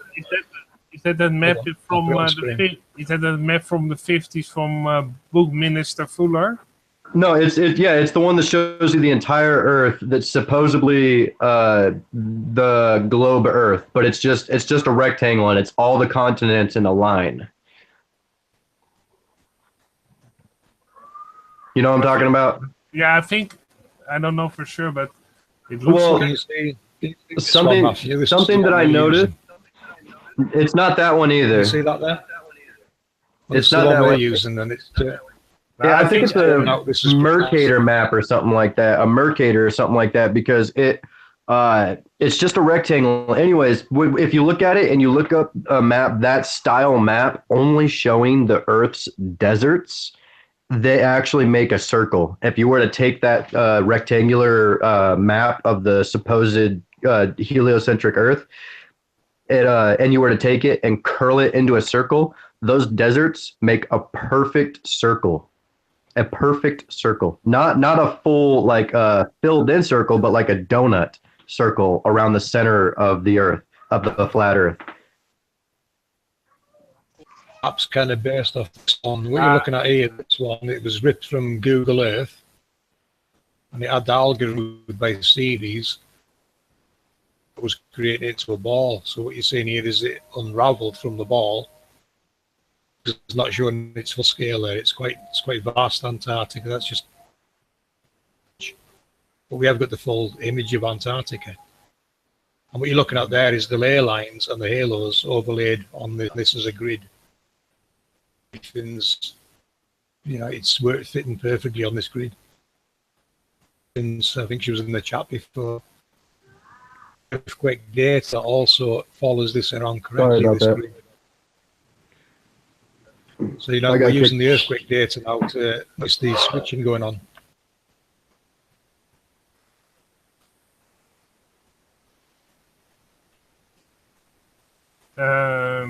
Let's see. Is it maybe this map, the Dimension map? This one? It was made by Minister Fuller. I've never seen that map before. This is actually a map made in a early 50s by Bookminister Fuller. If you make it, if you actually glue it together, you get an strange earth with squares, square bits on it, triangle shapes, because he was building in triangle shapes, also his buildings, and therefore I thought maybe. And also, what is interesting in this map, you don't have the distortion of the countries. See, actually, Australia and everything, and Africa. So yeah, you can cut this one piece off of Antarctica. Of course. Antarctica. You can cut this off. There's a line, so you can cut this off, and then you actually have a nice flat Earth map. And that's why I don't understand why they use the distorted map. Because actually, this Bookminister Fuller, you only have to color in the oceans and you're finished. And that was already in the 50s, so. Artist, I've sent you something, a little video. It's not my work. I found it on the internet. You don't need a volume because there's someone is talking, but I bet if you showed Matthew, he'd like it. Okay. Even it's probably CGI, some of it, but they're explaining electromagnetic fields. Okay, I can play it for you. Yeah. Yeah, do you want to play it to show Matthew? Oh yeah, for sure. Yeah, for sure. I'd love to see it. He'd say that's brilliant, or that's a load of rubbish. Well, no, I'd love to see it. Also, if you guys had any questions as far as my theory goes, don't hesitate to ask. Well, most of that falls in line with what we've been doing. Yeah, you can see that. Sorry, I've made this video, but it's not my work. You can see my screen, Karen? Yeah, we can. Okay, I will play it. Yeah, you can talk over the top. Because unless you want to hear the word. Oh, you can't play the words anyway, can you, No. Artist? No, I don't. My speakers aren't working. Yeah, it's just showing what electromagnetics is like. But it would be nice to hear the noise because it explains it, as if they're pulling and twigging and. What is that? What is this a video of? What's going on right now? It's how it works. What I can try. I need this video to study. What I can try is maybe put my headphones on my microphone as hard as possible. Maybe you can hear something. Shall I try that? Go on then, Artist. Yeah, who knows? I'll send it to Matthew as well. I don't know if that works, or? No, we can't hear anything. We can. Yeah, we can. The description that scientists often use is hairy ball. Some of the hair is ingrown, so that the loop is attached to the sun at both ends. But some of the hair goes waving out, and when stuff gets on that open field line, it can stream out and become the solar wind. How hairy it is depends on where we are in the solar cycle. As active regions begin to emerge from the photosphere, it gets very messy. So it gets hairier and hairier and messier as the solar cycle progresses.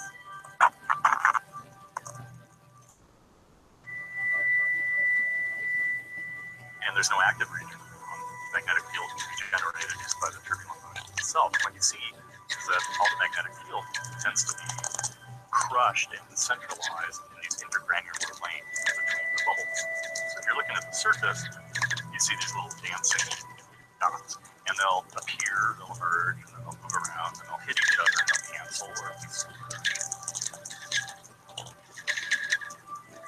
things happen on many different time scales.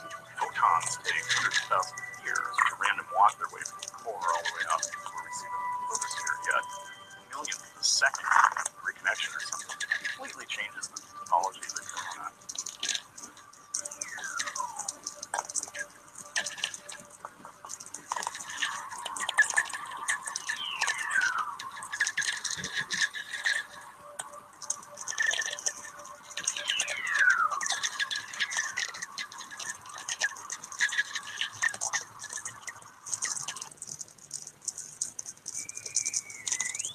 Any particle that is charged knows what the magnetic field around it is doing, and it has to move in a direction that's at least in part governed by the magnetic field. If you have a closed loop of magnetic field, particles moving in that magnetic field will move in such a way that they will never leave. They orbit the magnetic This field. is slowly but surely helping my study, or helping like conclude my study as far as energy travel goes. If you're above one given region of Mars's surface, you might see magnetic field lines bursting out straight towards you. And as they get closer to you, they start to curve away and they turn so that they zoom off into the distance, and then they bend back and they go diving back down. But you're not seeing just one of these. You see this happening all around you.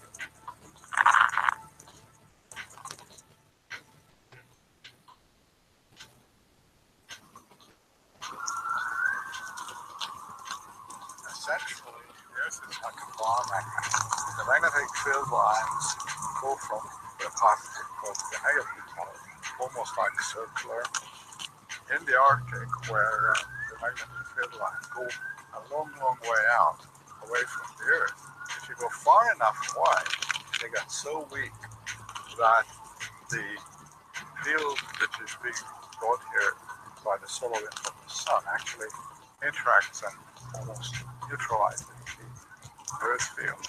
And therefore the particles which are attached to this field can come out and bombard the atmosphere, and that creates the aurora line.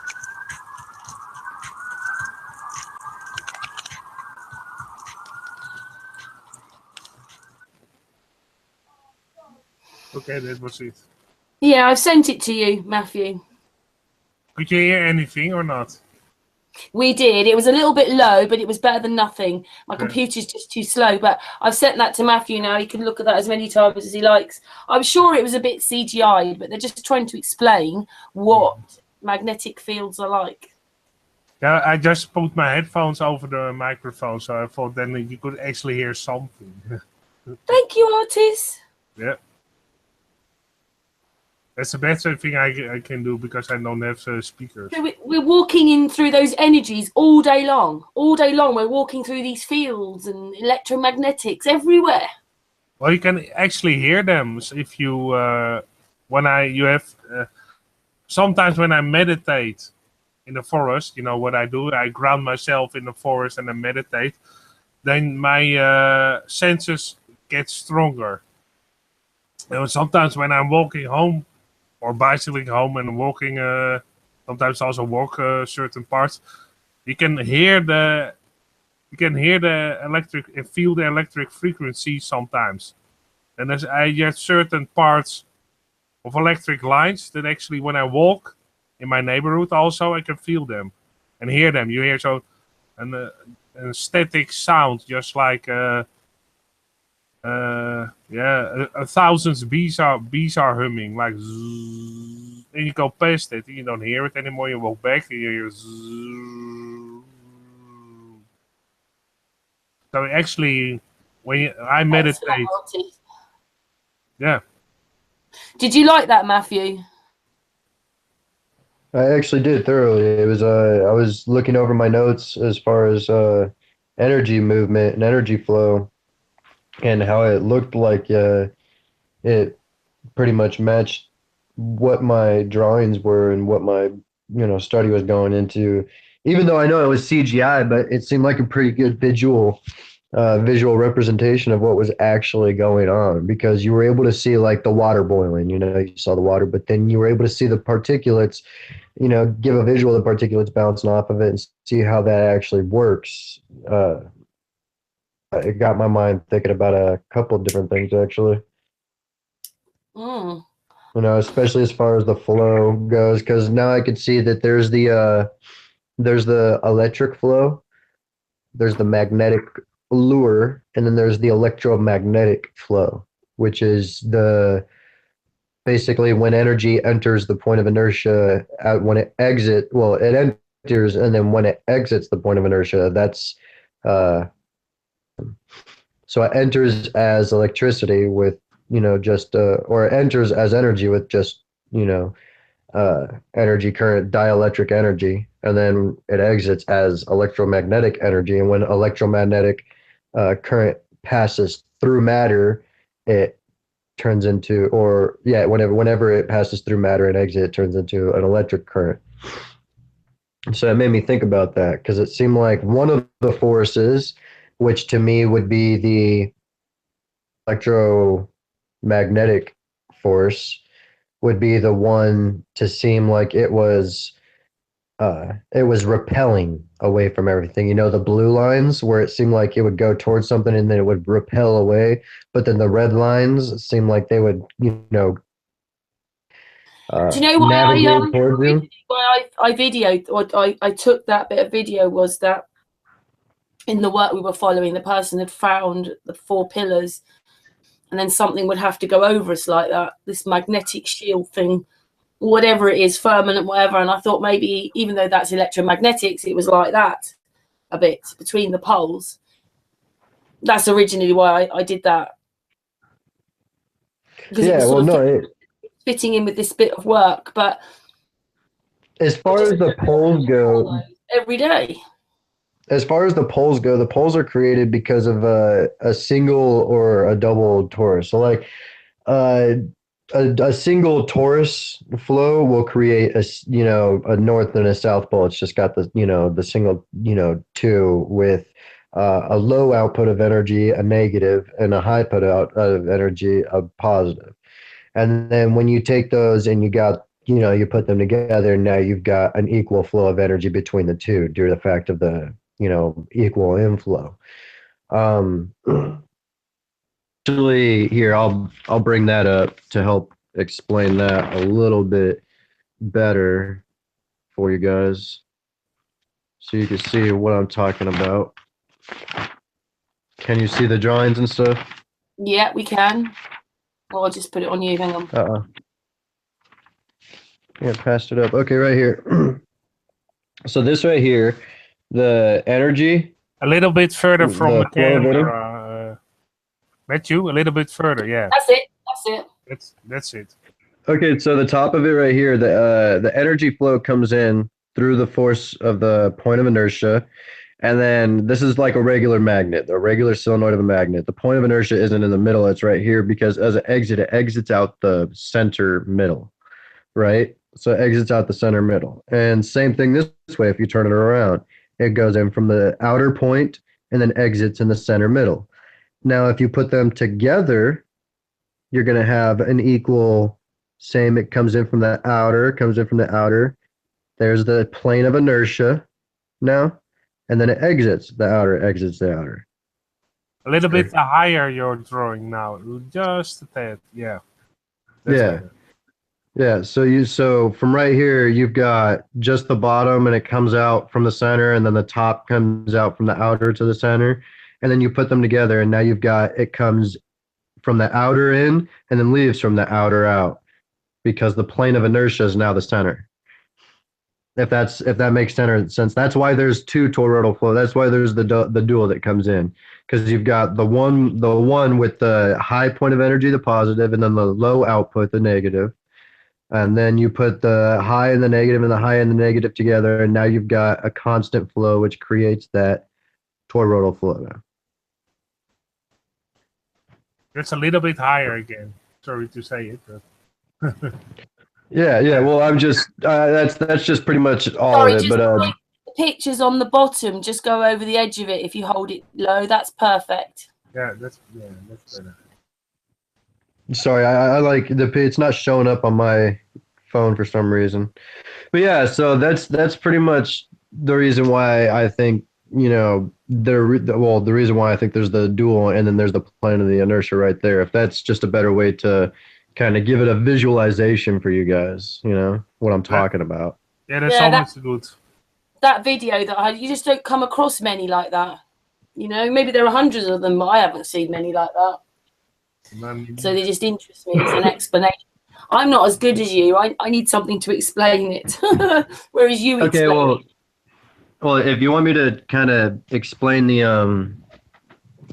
energies that you saw in that video that we were talking about earlier, how is this? Is this good for you guys? Perfect. This right here This right here is the magnetic field. As you can see, the magnetic field comes in towards the point of inertia. Why? Because the energy is all seeking inwards, right? Well, when you exit the point of inertia, now you have the electric field, the dielectric field. This is where it's starting to expand out. So right in the middle, when you got them together right here, which is what I've got over here, now you've got the point of inertia in the middle that creates the Again, plane of equilibrium. little bit higher, higher. Here, Page I think I got a better I can see it drawing. all right, artist. Well, Huh? yeah, the page was getting lower and lower, and the last thing he was pointing out, I could hardly see. So There you go. Just up a tiny All bit. right, That's sorry it. about that. That's it. All right, so can you see this? See this pretty well? Yeah. Well done. Or even this right here is even better because it shows right here where the plane of inertia is. It's sideways, but you've got the flow coming in this way, right? And it comes in, but when it comes back out, it starts coming back out the other way. Well, why is that? Because it hits the plane of inertia, and that's where the pole flips. So you've got the North Pole and the South Pole. You got the two different. So you got to have the two in order for it to be circuit. For it to be a complete full circuit, you have to have the two. Otherwise, just the one doesn't make sense. Otherwise, you would never have an expelling force. Everything would just go in and never come out. It's kind of like time wouldn't exist. Everything would happen all at once. It would just go in, boom. That's it.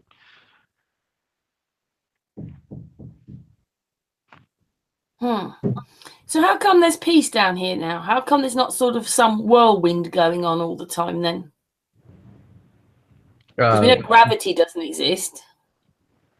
Well, yeah, no, gravity. I mean, I could explain gravity just because you've got the plane of equilibrium being what we're on is the largest bit of. So when they say gravity is an effect of mass, in a sense, truth. It's just not the whole truth because that only factors in the amount of force. The larger the mass, everything's gonna attract towards it. Why? Because it has a larger plane of equilibrium. So naturally, all smaller forms of energy would get caught up in that larger form of plane of equilibrium. But the fact that we are on a plane of equilibrium is what proves the flat part to me. Because if it was a ball, this right here could explain gravity too, but it's not because we're on a plane of equilibrium where a ball isn't actually possible. But then you've got other things to back that up, like water and stuff like that. People use other things as proofs for it, kind of like the movement of the stars, stuff like that. But that's more proof is like a stationary planet rather than a flat one, you know. But I like the idea that it's flat, and it's not that I just like it, but it resonates more with me that it's flat because of this science right here. Everything at a microscopic level boils down to this energy flow and pattern. And then you got the point of inertia, magnetism. if everything boils down to that, from the micro to the macro, then why is it any different on Earth? How is Earth all of a sudden this anomaly ball in the middle of a plane of, a plane of equilibrium? How did a spherical ball come to be within the center of this plane when there's only a plane possible? Because it doesn't create a circle. It's not like energy is coming in from every single direction here and there and everywhere and creating a vortex at every point 360 all around at once and then expelling it all around it. It actually creates a pattern. You've got your field, your ether field, you got your X, your Y axis, and that's pretty much reality. I mean, there's no way around it.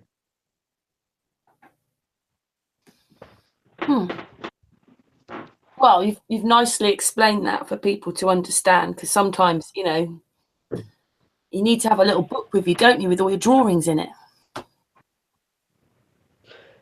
Yeah. Well, that's just all my random research and stuff that I've tried putting together. It makes sense to me, but if somebody else were to open it up and look at it, they wouldn't understand it, because I obviously didn't write down every single thing that I read from the countless amount of material that I have researched. Do you want to watch a little bit of FPV's work as well? Because obviously his work is showing you your stuff in motion. FPV, do you want to play a little bit of your stuff in the background? In the foreground. In the foreground. FPV? FPV. Oh, I wrote a mail. I can show any of... They have the TV on here. Oh, yes, too much of a background sound. I can show you some of my work, and then maybe after that FPV can show his work. Yeah, he's just messaged me, so he's there. Yeah, he said I can't show you any. His TV is. Yeah. He can't show it. And not at the moment. He wrote it in a group chat. Here, the side group chat. Oh, it's too noisy, is it? Yeah, at the moment. I can show you my work, and maybe after that, if it's less noisy at his end, he can show his work after it.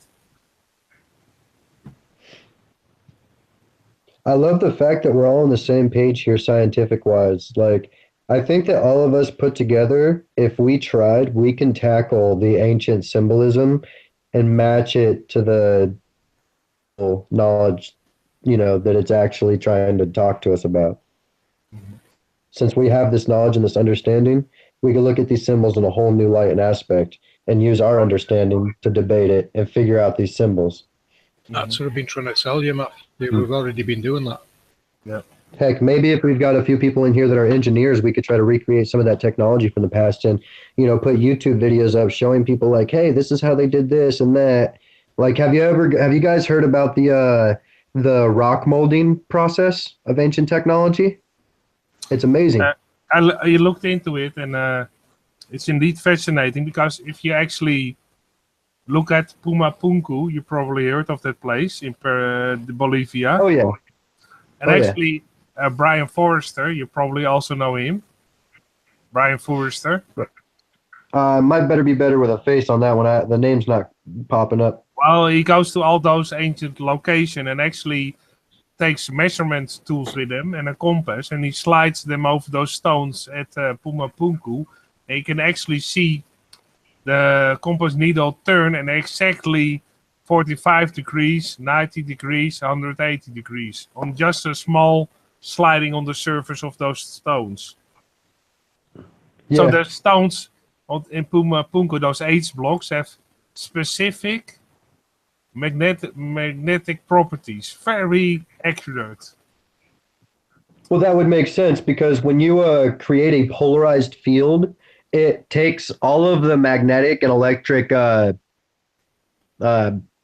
directional, patterns and faces them all in the same direction. It creates a dielectric field. Yep. So if they used an ancient technology that harnessed frequency and energy to lift those and to place them where they needed to because they were so heavy, that's how they would have done it. I believe that how they shaped all of them to be, those, because some of them have like 12 different angles to them, and it's incredible how close together they fit. I believe that's because what they did is they grinded certain materials down, certain rocks and material down into a dust, and then they used the sun to melt it down into molds, and then when it cooled back down place. And why you can't fit a paper or anything in between them, why they're still not cracked to this day as if they're one piece, is because they use the sun to kind of weld rocks together like we weld metal. Makes sense. And actually, you can hear I have the video of Brian Forrester. You can see that he slides his compass over those stones in Pumapunku. Here it starts, and he slides a little bit further. See? 90-degree turn. Yeah. And these are those famous H blocks. You can see it's at the end, and he slides him back towards it, 90-degree. He slides it off him almost 90-degree again. So you can see they have specific magnetic properties very on those H blocks. So they're made. It looked like it had an inertial field and everything right there. It had a in and out, and then it had a plane of equilibrium where it may have right there in that video right there. In the center would be the plane. That's the in and the out right there in the center. So maybe in the center is where an object or where they focused the energy into that rock in order to move it. Yeah, that makes sense. Yeah, and it created a permanent dielectric field. So now the dielectric field within that rock is permanently pointed in those directions. Yeah. But it was a great engineering skill to actually get those specific things into that rock. Or it was poured probably, because otherwise you couldn't get those specific magnetic properties. It would be almost an impossible task. So I think those H blocks are also poured. It makes sense because they have such a specific magnetic properties. What I also want to show you is this. This is basically, you probably know this is Machu Picchu. And you look at the stones, basically this is the oldest stone in the middle. And they surround it later by something else. If you look at here, this is at Ollantaytambo. These are the older stones. So these are predating the Inca civilization. The Incas built with these rocks around it. And that's every time the case. Here you can see those big blocks. You can't fit the human hair indeed between them. And if you look on top, the Inca civilization repaired this site. They found these monolithic structures and tried to repair them because most of them were partly demolished. And even in Turkey, you have those big blocks fitting on top of each other. You can see also here they try to build something later on. And you can see also these holes in a row. You have often in these monolithic structures these holes in a row. These are just like these seats you also have in Peru that predate the Inca civilization. Here you have against those holes. This is in Baalbek in Lebanon. You see those holes in this huge block that weighs probably over 500 tons. Yeah. And here you can see also bigger blocks with those holes in them, and they built on an older foundation that was already there. That's often the case. This is in Iran. Again, those holes and the strange cut out of the rock. Like so you could click something on there or whatever. Here again, this is in Machu Picchu. You have those big blocks with those strange surfaces. You can just made up that some straight shapes on the surface, just slightly. You can here I put a line around it that you can clearly see these are 3 older rocks. And the rest they put on top of it later. Here's just the same. Older, bigger stones, and they built on top of it later.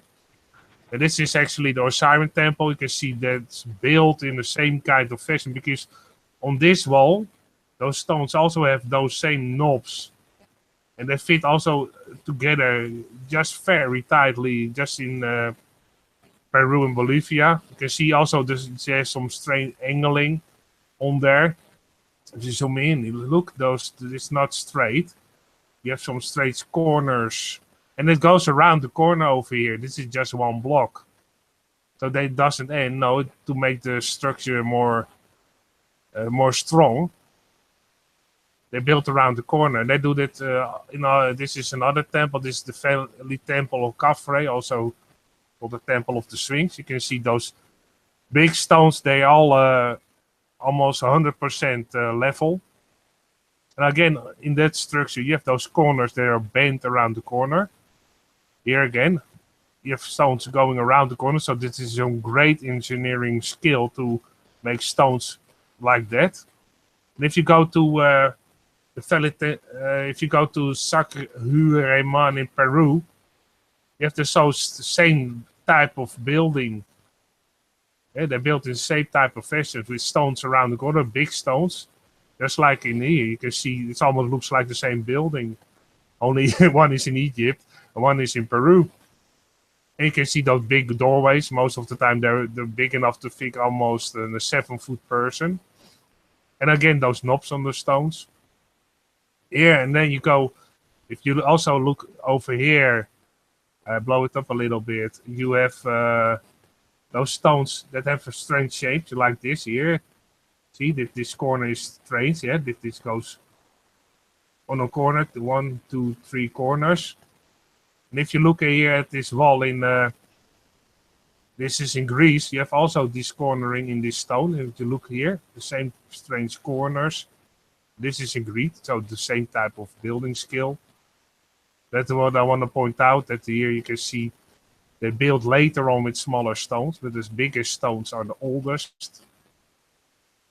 And this one here before, this is in Bolivia, in Tiwanaku in Bolivia. If you compare that to a structure in Timors in Spain, you can see it's built in the same type of fashion, big stones. Later on, they built smaller stones. And the Romans built on top of it later on with even smaller stones. And this is also in Machu Picchu. You can see old ruins of a civilization and then built on top of it later on. I just want to show you that you have some pictures to look at. Also for the people who are watching.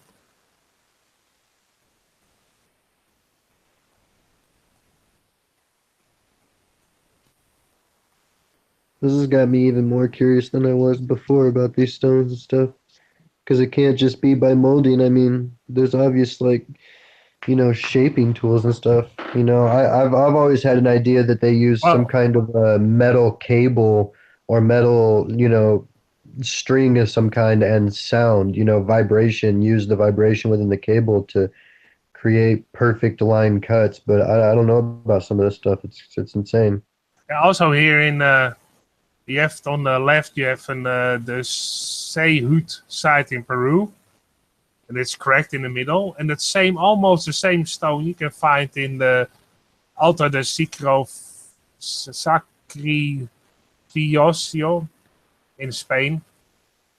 Basically the altar of sacrifice, translated. You can see the similarity. You have here a bigger stair, a smaller stair on the left. Here you have a bigger stair, a smaller stair on the left. And the sizes are roughly the same. This is basically the same size in this picture.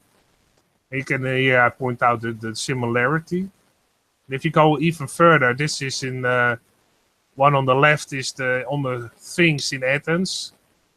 And one on the right is in Cusco, near Cusco, Peru. You can see the similarity. If you look very careful here, you have a piece sticking out. You could say this is a bench, and then you have this piece sticking out. And here, exactly on the left corner, you have the same piece sticking out. Here you can say this is maybe an armrest. Let's call it an armrest. And here you have the same armrest between. Here you have a false doorway. Here you have a false doorway. And one is in Athens in Greece, and one is in Peru in South America. So a very large distance, and it's built in the same fashion. So that's always very surprising to see.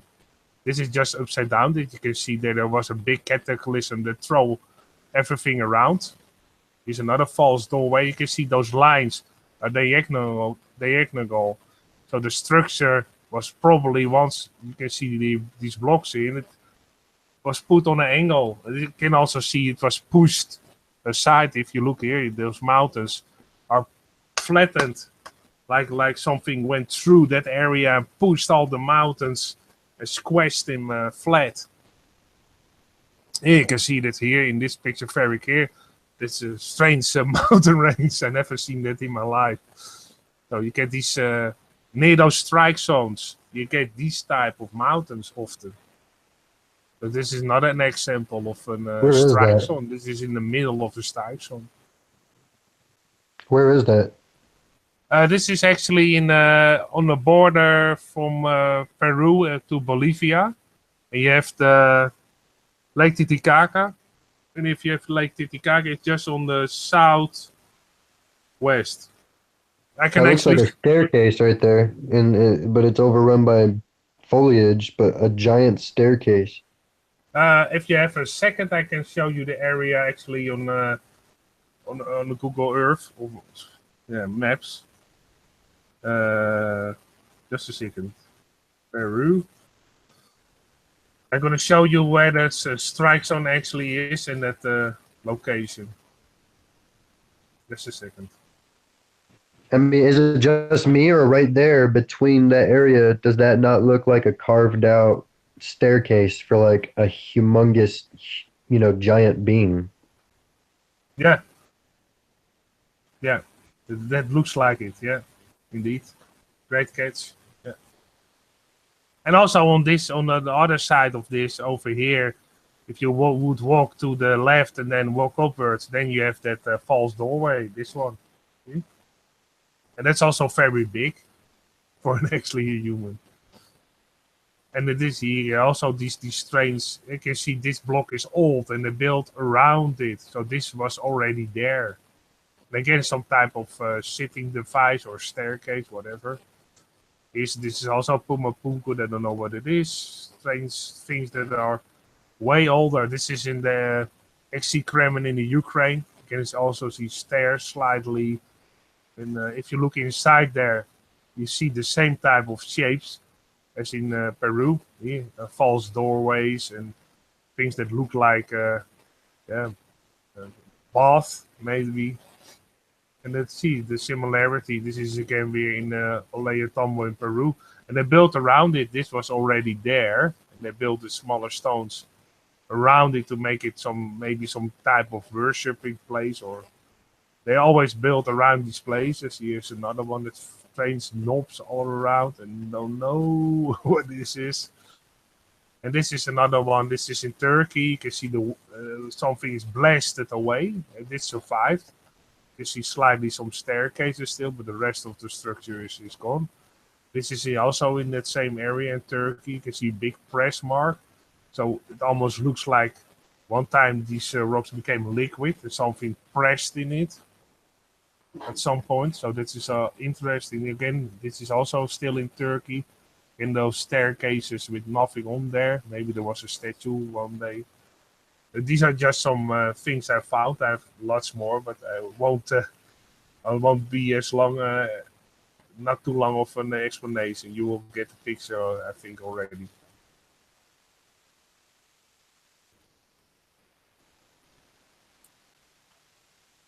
Thanks for that, Artist. You like the giant side, don't you, Matthew? Oh yeah, I absolutely believe in the antediluvian society.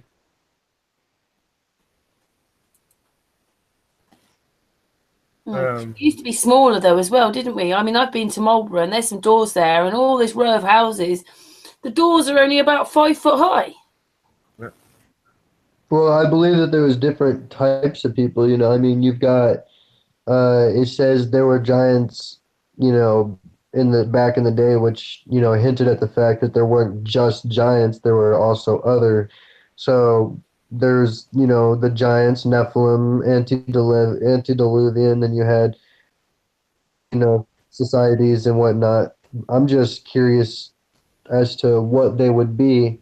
You know, now that I'm looking into this more, now I'm looking back and I'm starting to think, I'm like, well, you've got humans, you know, you got, you know, the human people, then you got the, you know, angelic, you know, the fallen, and then the Nephilim. Yeah. So how many more other types are we not thinking about are real? Because I mean, I know they talk about elfin people. I know that, you know, all this stuff is fairy tale, but it all comes from something, from somewhere. You know, from, you know, the ancient times. I actually found that site I was showing with that big doorway, those squash mountains. That's over here, and I will zoom out so you can actually see where it is. It is Lake Titicaca over here. You have just the border of Peru and Bolivia. See, so it's over here. And what is interesting, actually here you have an Iron Ridge mountain, an earth strike. And if you follow that path, you can see here the mountains are pushed away. It goes down. I will try to do it slowly so people can catch up.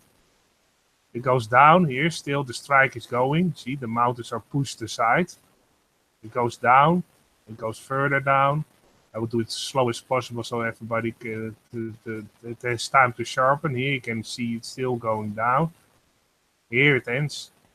That's the end of the strike zone. And often near those strike zone, you have a big salt lake, just like here, one of the biggest salt lakes.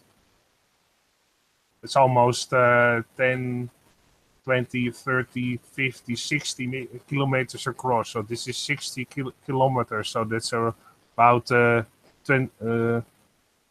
30 miles, roughly. And that's what I found on the Earth is all those Earth strikes. You can see this is the end of it. And probably they are excavating it. See? They probably are. Could be. Yeah. Now I could see why and how they find specific sites to mine and whatnot. Yep. It's always on those. I can go to India real quick and then I can show you another big strike zone that is very interesting. India. Live research, everybody. I can find this one always very easily. Here you have one big strike over here. Takes some time. Oh, no, don't make it. You can see one big strike zone over here. And then you go a little bit to the left, you have another strike zone. It's over here. Very clear, you can see it even from a high altitude.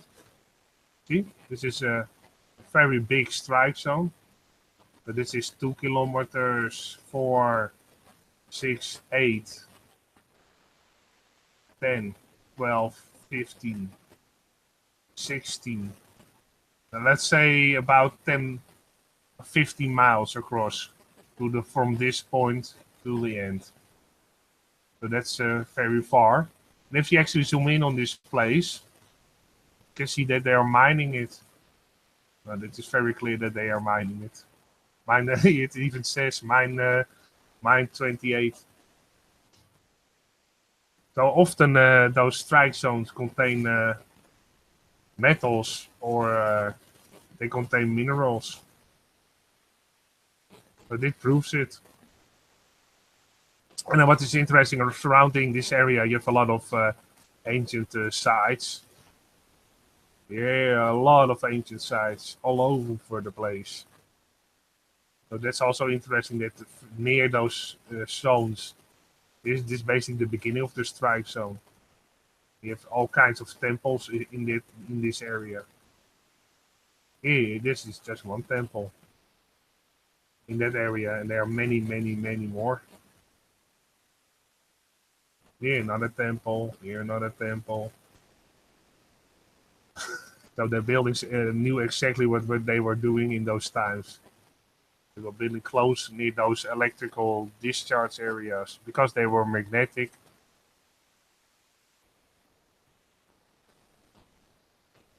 I wonder if all those electric discharge areas are all the areas where Fallen landed or something. Yeah.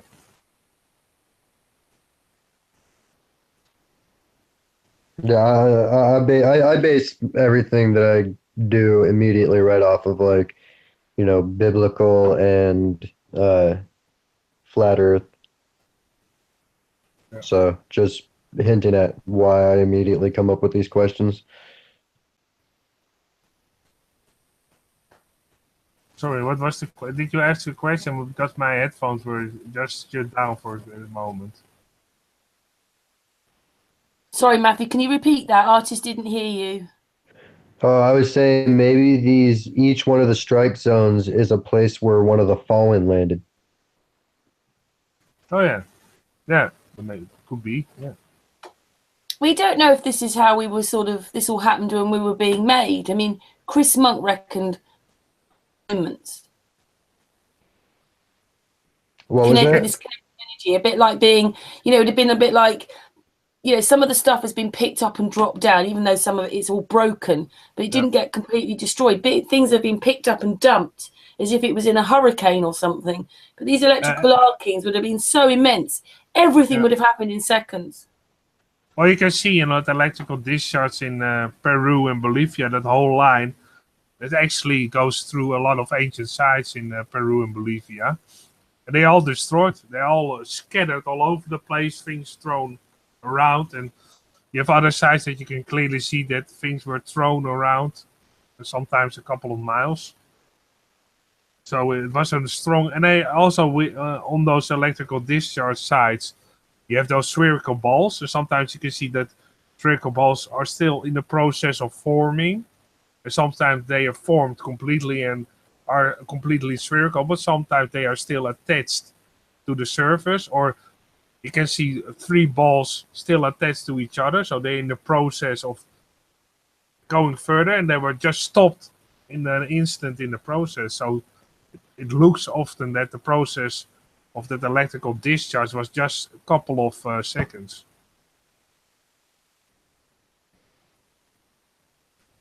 Yeah. So mountain ranges and everything was shoved up really quickly. Yeah, in a couple of seconds. It's hard for That us makes to sense. That would explain why we've got like random, massively huge boulders and rocks and formations all over the place that make no sense on how or why they got there. I mean, if these lands and these grounds were pushed up like that because this electrical surge hits the ground, causing a pressure within it to build, blowing it up, creating these mountains immediately within that much force and time, throwing these massive rocks up into the air and out into directions and into random places that would make no sense to us now, but with knowledge like that makes sense. Yeah.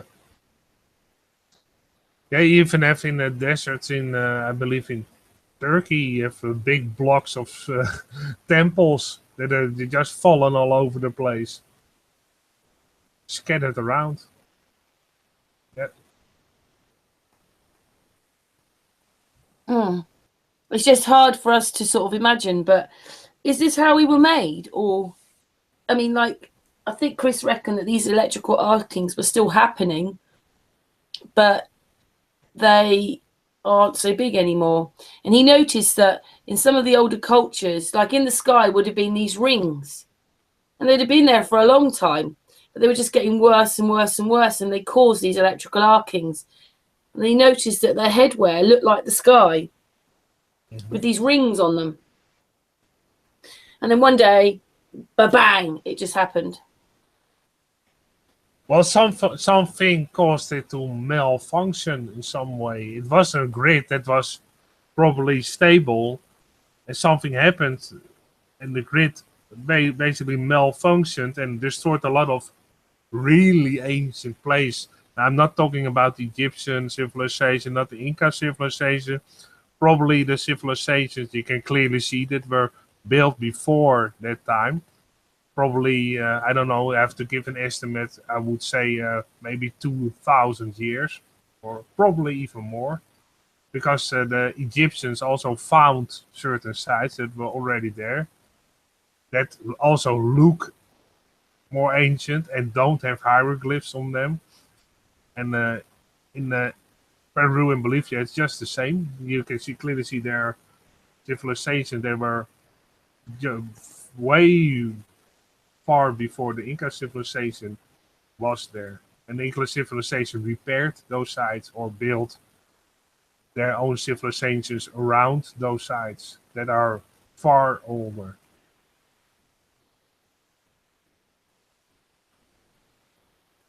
Yeah, but we don't know how old they are. That's the thing, isn't it? And we've been like, it looks like we've been reset a few times. It's just hard to know if this is thousands of years or hundreds of years. No, that's very hard to tell. I mean, like, do you remember when Martin Leakey was talking about those buildings? Mm-hmm. And they were so Roman-like, and they were saying that they were Victorian, but he didn't think. And then he's wondering whether all these old photographs, which they say are the Victorian ones, was the last people who were here. We're actually looking at their stuff, not the Victorians. Could be. You know, they claimed it as that, but we're actually looking at another civilization, another set of us. Look at it's just his idea. Yeah, look at a lot of churches on the earth. Often the foundations of the earth are from an older ancient temple or an ancient structure. I have a lot of pictures of churches being built on ancient sites in all over the place. So the church, people of the church already knew that was some type of interesting site that they could build on because it had certain specific magnetic things in them, or even other things in there that they clearly could feel, and therefore they built a church on that same site, from on top of an ancient structure. Yeah, we've noticed that it seemed that there was many more pyramids, and then they've destroyed them, but they kept the bases, and they built on the bases. Mm-hmm. And then, or they built churches on them.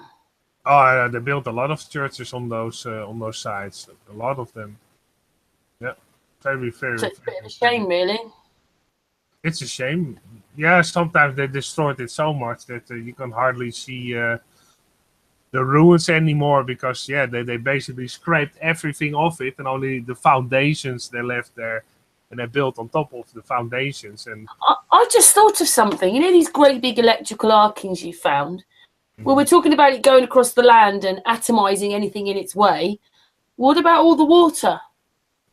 What about things like when it's happening in the oceans? What happens to the water?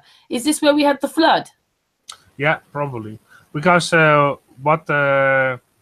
guy did the research in that guy I will talk about before, Brian Forrester. He did some research, and also old tellings from the local people over there. Their real history that they tell to each other, just like a Native American have those very old stories. They also have the original people in Peru that have the old stories. And they tell that there was once a big mudslide. At first it was overflowed by water. So big water.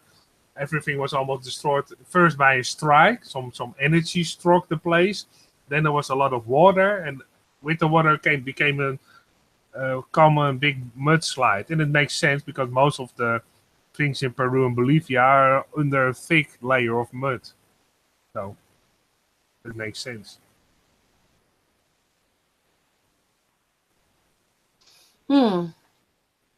It's always hard to know, isn't it? Because there's such a lack of history. We don't even really know who the pyramid people are. Matthew's saying, like, maybe this is how we were. I don't know. It just seems really incredible that we had this whole civilization that was working like that. and then we had like the Dark Ages and the Middle Ages and all this, and then we've basically had wheels and fires. Well, something Well, happened. history is not what we thought it is either, though. I mean, No. a lot of people look at history in a weird kind of timeline. I even did until I learned a few different facts, which set me off on my love for history. Kind of like Oxford University existed hundreds of years before the Aztec Empire was even founded.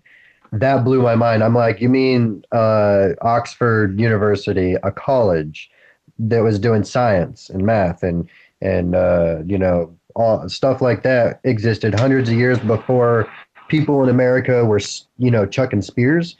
Is that what you're telling me right now? And I thought that was just blew my mind. I'm like, so depending on where you were on the plane at the time of history, the advances in technology and the type of peoples that existed and the civilizations and whatnot were at complete and different areas, but at the same time, they had a very specific knowledge that we can't grasp today.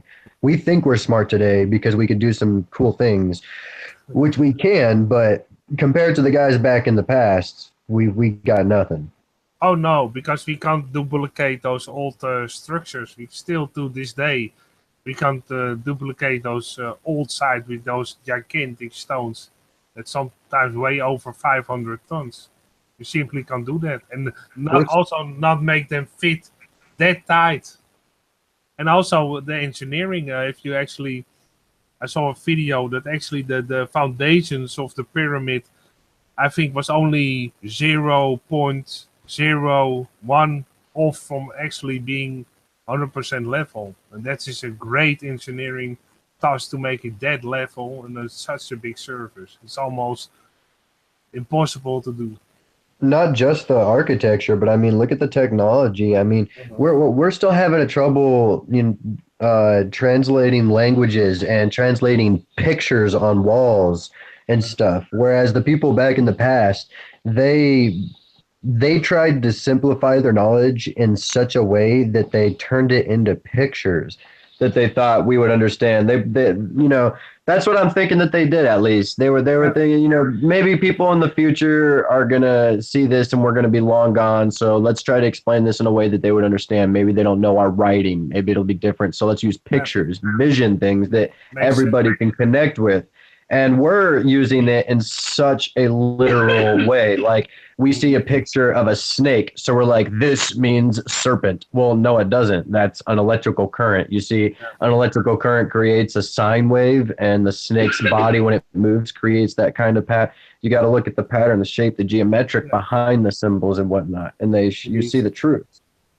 It's also with the church. When people couldn't read and write, what was the church doing? They were depicting all the things of the Bible in their windows. Often you have in the church windows the story of Christ telling, or they have frescoes on the wall with the life of Christ. So they were telling their story with pictures because the most of the people couldn't read and write. So that this done to simplify something of a story. So it's done even in the church. They even did it. But it makes sense. Yeah, it does actually. It does. What do you think about this, everybody else? Everybody seems so very quiet. I like to say something. So I'm here. I was just muted. Go ahead, Judith. Yeah, it's interesting to listen to this conversation, Matthew. It's, I agree with you about the photo they leave for us. But can you speak up a little bit, Judith? We can't really hear you, darling. Oh, I'm sorry. I buy something new and it doesn't help me. Now it's good. That's better. Yep. Okay. Yeah, everything is energy. So think about this. If you put your shoes and you go naked on the ground, you get a good energy to your body. So I, I, I see the pyramid as energy, and you can make a meditation with this shape of the pyramid.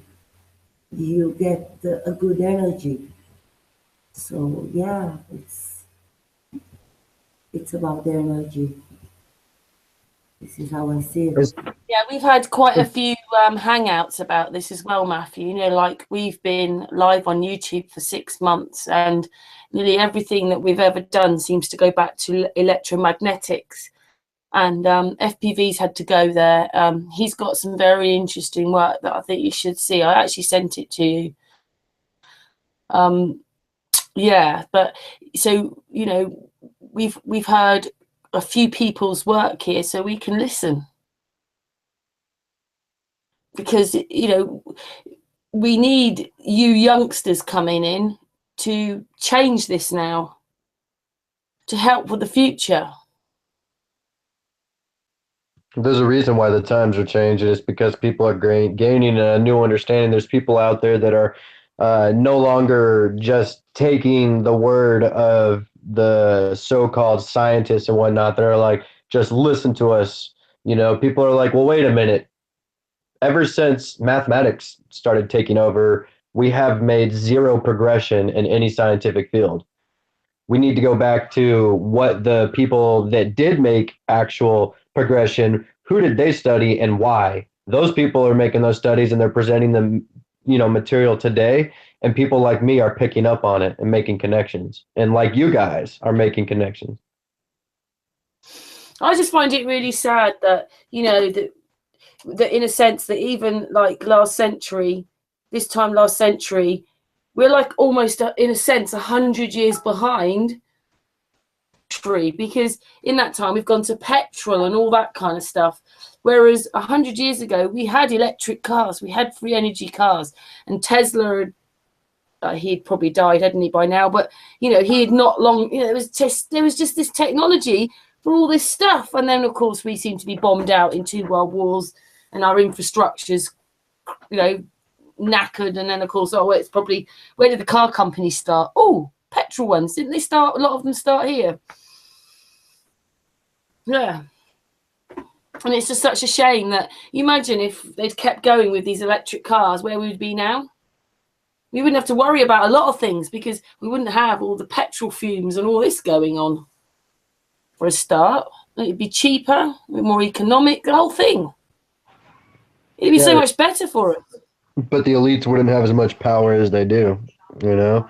The reason why they're doing this and the reason why they're containing so much of this knowledge is because if the people had this power of their own, then the elites wouldn't be running countries. They wouldn't be, you know, there wouldn't be mayors. There wouldn't be a political system. It would be every person would own themselves. They would own their own land. They would create their own societies, their own deal, you know, because the knowledge and the wisdom is so practical and it would be so free and available that anybody would be able to utilize it. So if anybody could utilize the wisdom of the ancients, I could walk outside right now, go find myself a big enough boulder, use the right geometrics and the right frequencies and sound, you know, vibrations and tools and stuff, and I can go out and create myself a little temple, you know, that I can live in that looks just as beautiful as the most intricately carved ones today.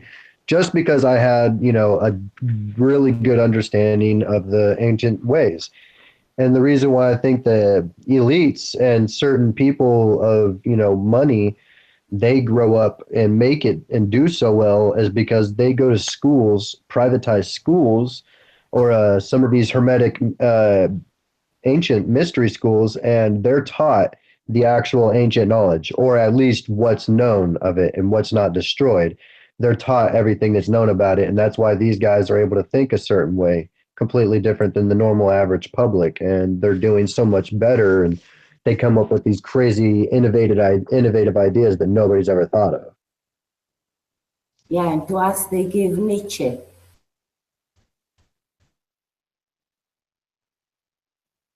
Sorry, you did. I said to us, they give the knowledge, they give us. It's Nietzsche. It's a joke. Nietzsche. True. Sorry, I missed the joke then. Sorry, you did. I was just looking at the chat room. Yeah, it just seems. We did get talking to someone else who something on one of the posts, and we're having a hangout with him tomorrow, and he just reckons that everything is built on fear, and they're marketing the fear, and that's what it's all about, and that's where they make the money, is with fear. Well, And so fear, they're not marketing and only making fear, us. but they also utilize materialism. You know, human beings were in our corporeal state. We are very materialistic beings. We are based off of fear and necessity, basically. Just like our comfort is more important than anything else. You know, people would much rather be comfortable and happy than be, you know, knowledgeable and wismatic. You know, it's just the state that we're in right now. Uh, I don't know any other better way to explain it. They have done that, haven't they? Because if there's wars, that affects the petrol. That's fear. The wars create fear. HARP creates fear. Terrorism creates fear. Bombs, killing people, all those things, all to do with fear. The news is fear. Everything is fear, fear, fear. Then you've got like the chat shows. We got Jeremy Carl here who goes on about relationships breaking up, and it's not quite fear, but it is, because now everybody's relationship's got something wrong with them, so everybody's in fear. So there, alcohol, not water. It's like fear will keep the Fluoride, people in line, television. and then the comfort and entertainment will keep people, wanting. Meaning the people never start questioning. They'll never want to step out of line as long as they're comfortable and as long as they're distracted. But the way to even have a line in the first place is with the fear. So that's the way I think that the elites are doing it. And then people like us that are seeing this knowledge and making these connections and putting it together, I think that we need to start focusing on, certain civilizations and, start really picking them apart and looking at the technology and everything that they've got and doing, small sessions on those. So that way we could use our combined knowledge to hopefully get somewhere by researching these things and coming to one of these little, talks and sessions and putting all our combined research together and seeing if we might be able to, unravel some of these ancient secrets that people are really, not picking up on, that have been lost. Because they just don't have that specific mindset of energy, frequency, vibration, and electromagnetism. Yeah, and everything is electromagnetic, though, isn't it? As well. Electromagnetic, but that's due to energy, frequency, and vibration. Without those three things, there is no electromagnetism, and without electromagnetism, there is no electrical current. And if there's no electrical current, then we have no motion. There's no motion. There's no matter. There's no matter. There's no. It's all a huge pool, but it all stems from frequency. Frequency. I mean, if you go as far back as far as you possibly can, not small, not whatever, but I'm talking about the beginning. Like if there was a beginning, like, where was the beginning? Where did everything start? Well, it started with frequency. And frequency is thought. And the first thought was God, the intelligence. When he hovered over the waters, or however, whatever storyline you want to take. And when he first spoke, and all of a sudden creation happened, that, you have to have that thought when you speak. Like I don't just talk, sound, like vibrations don't just create in my vocal cords and get emitted. I create a thought that makes my vocal cords move that emits the vibration, percussion in the air, rarefactions and compressions in the air that you collect in your eardrum and turn into data, which you call sound.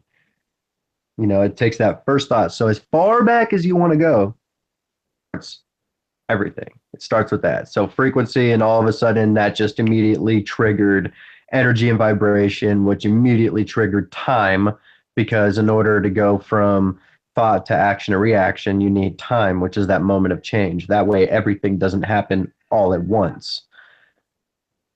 You know, you've got these multiple continuums that all happen because of frequency. First frequency, all of a sudden, boom. That's why science calls it the Big Bang, and God calls it just the creation. You know, he created. You know, Big Bang and created are two of the same words. It's just spoken differently. And if you think about it, when you do frequency and all of a sudden you have all these forces in action that create continuums like space, energy, time, frequency, vibration, energy, all those things all at once are now a continuum factor that must be in order for anything to be, all because of that one initial frequency, which was God. Because without God, without intelligence, there is no frequency. Yeah, I suppose a lot of people, I think a lot more flat earthers, I'm not saying that people who are not flat earthers don't know, but we've got these electrical pulse going on in our brain and in our heart. And a lot of people don't know that. Well, did you guys know And that the impulses from your brain through your nervous system works on the same frequency as the electromagnetic field pulses in the earth? Yeah, it's also connected with the same impulses that go through plants, the same frequency impulses that you can detect from the electro radiation frequencies of the stars. It's incredible what the human, you know, frequency electromagnetic field is actually connected to. It's insane. Are we connected to everything? That's for sure. Yep. It's pretty much like at your most fundamental, you're connected to the ether because the frequencies are one and the same. They came from the same primal energy. Yep. I've seen this couple of connections. I agree. When artists were showing us those 1800 slides of when that person did the electrical things and they look like eyes. And then I've written a poem and it goes, your eyes are the window into your soul. Okay, whatever you want to call it, your soul, yeah. And but in a sense, that's when you die, they stop, don't they, moving your eyes. Your eyes have so got to be connected to your soul. It's not just guys, I did this study on eyes. Here, check this out. I've got to show you this one, you guys.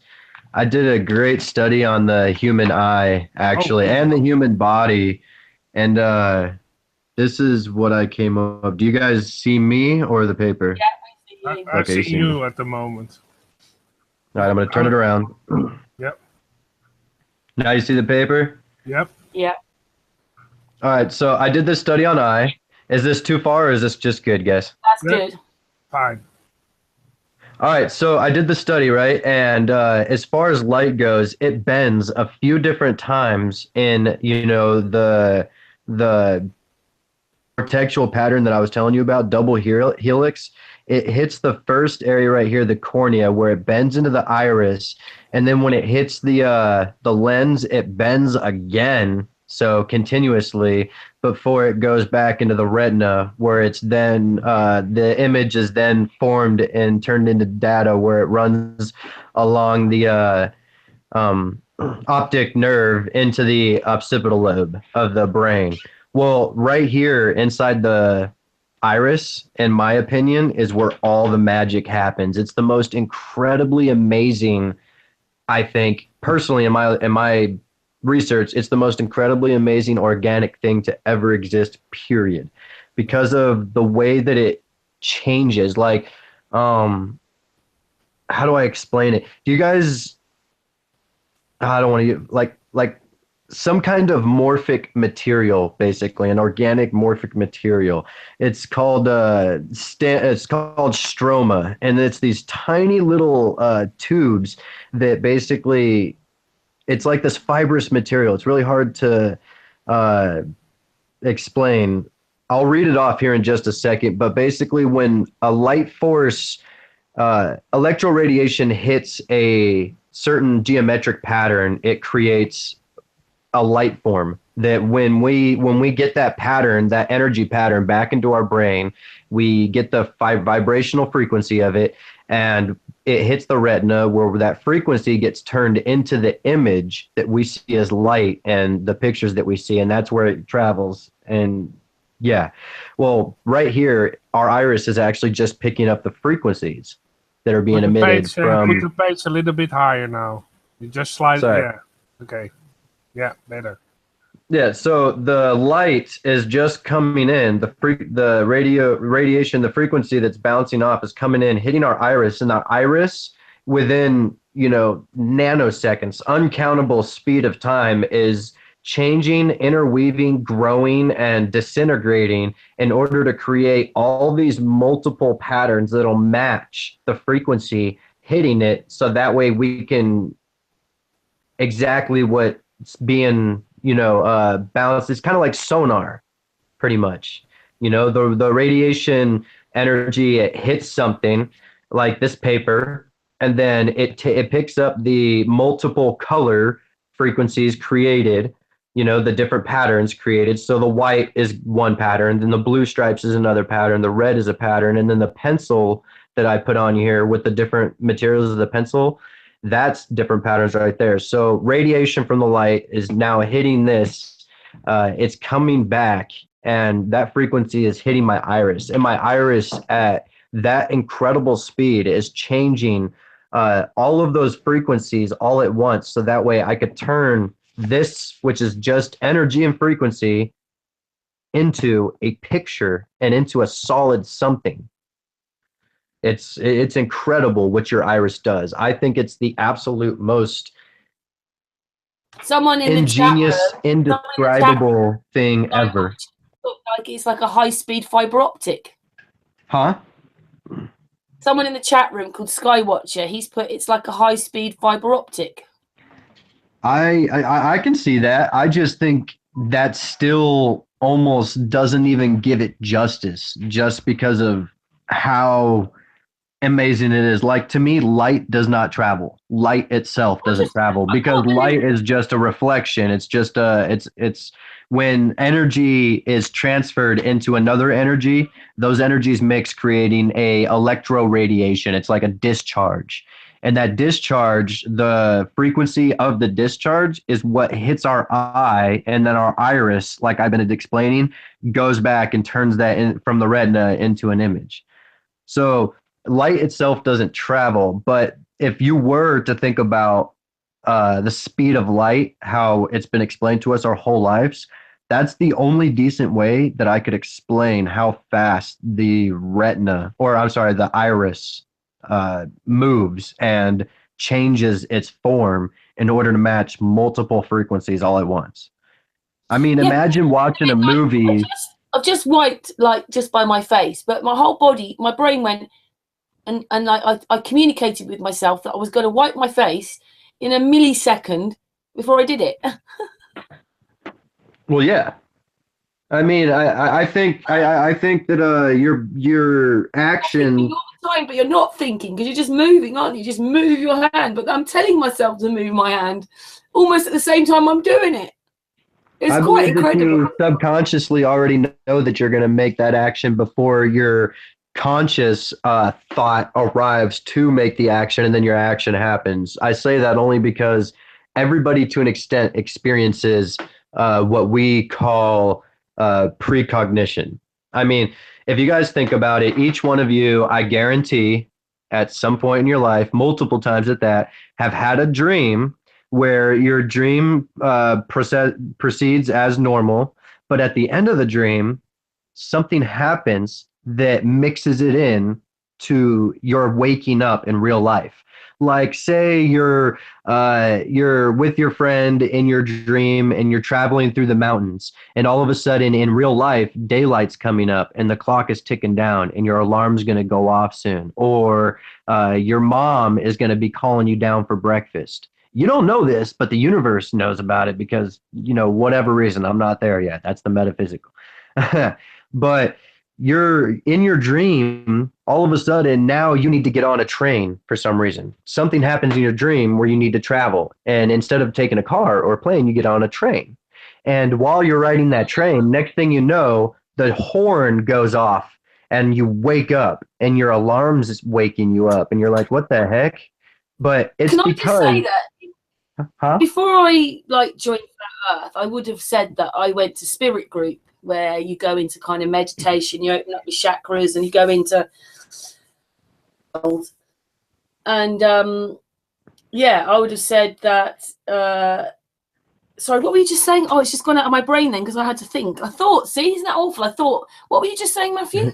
Well, I was talking about the precognition that you have. It like matches from real life to your dreams. You have a dream, a regular dream that proceeds normally, and then something in real life that's going to wake you up. Right. It all of a sudden changes your dream to match that real life action.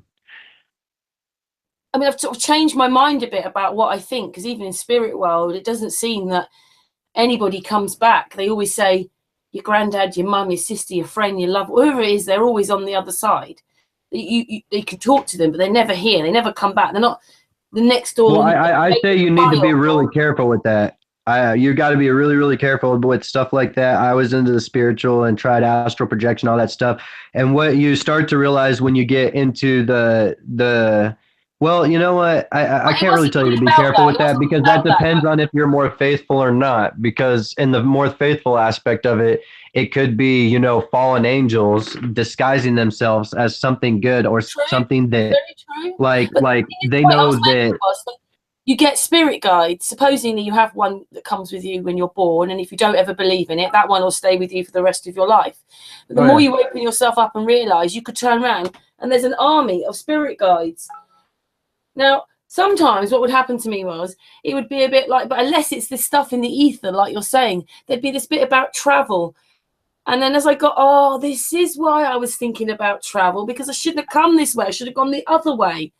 So it's the same sort of thing you're talking about. You get a premonition, but sometimes you don't know why you've got it. But if you could see all these connections, because they're happening before they happen. If that makes sense. Everything's fully interconnected. It's absolutely insane. That's I mean, time is a real thing. As far as the future goes, it almost seems like that precognition is real. Like we actually can see into the future and know what's going to happen. But it's beyond our subconscious. It's something that's so deep that we can't explain yet. I can't even explain it that well. The only reason why is because I have this paradoxical kind of theory to that. Is in the future, there's an infinite number of possibilities to every action. And if that's true, then how can you see into the future and know that out of that infinite number, you're going to choose that one, and that one's going to be the actual one that happens if there's an infinite number of possibilities. So to me, the future is completely unknown because of the infinite number of possibilities, yet some people feel like they can pinpoint the one possibility that's gonna happen, not only can, but gonna happen out of the unlimited number of possibilities that are there. So I'm like, if that's possible, then actually future tellers and seeing into the future can't be real. But then there's that whole fact that we actually do experience it when we dream, and our dreams move in such a way to where they coalesce and mix with real life. Yeah. I mean, I've stopped doing it now because I didn't see very nice things, but I used to see things before they happened, but they'd never be the whole story. I'd just get a clip. Yeah, I did the whole astral projection thing too, for an extent, until I started realizing that every time you did that, you leave your vessel, the vessel that was given to you, that's your only vessel that you're going to lose after you die. And you don't get another one unless, you resurrect for whatever reason. But you got that. You leave it empty. And when you leave it empty, that's pretty much just like throwing a welcome sign on your body. I just get a glimpse through someone else's eyes.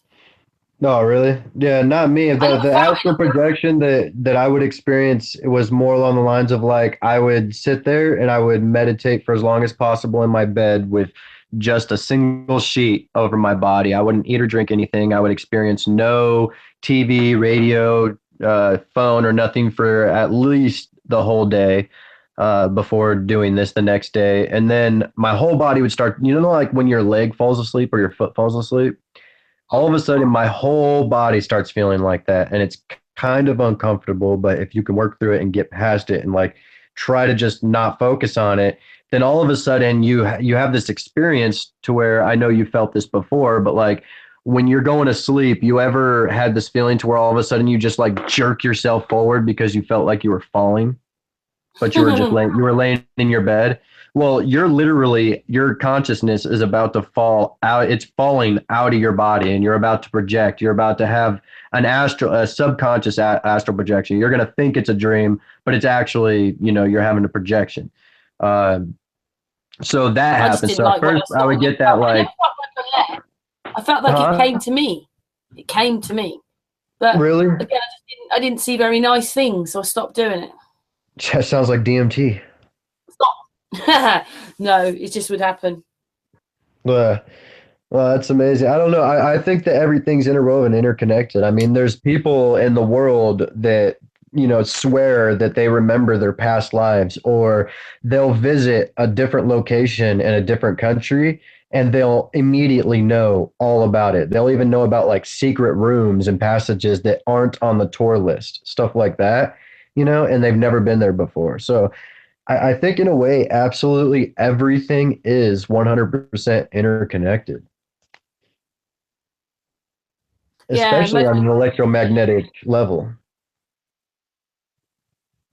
I'd love to see what was going on when two humans, like people came close to each other or other magnetic fields came close to each other. I'd love to see that if you could see it, but we can't see these things, can we? Like you can't see light, you can't see the electromagnetics, these things you can't see. No, you actually Like the can. stuff that Like, talking about the halos, you can't see them either. well, You can't see the way. certain technology has come about that has allowed us to see these things. You can see the electromagnetic field through something called a ferrocell. It's a 2D representation of the electromagnetic field, but you can see it in live action. It's amazing.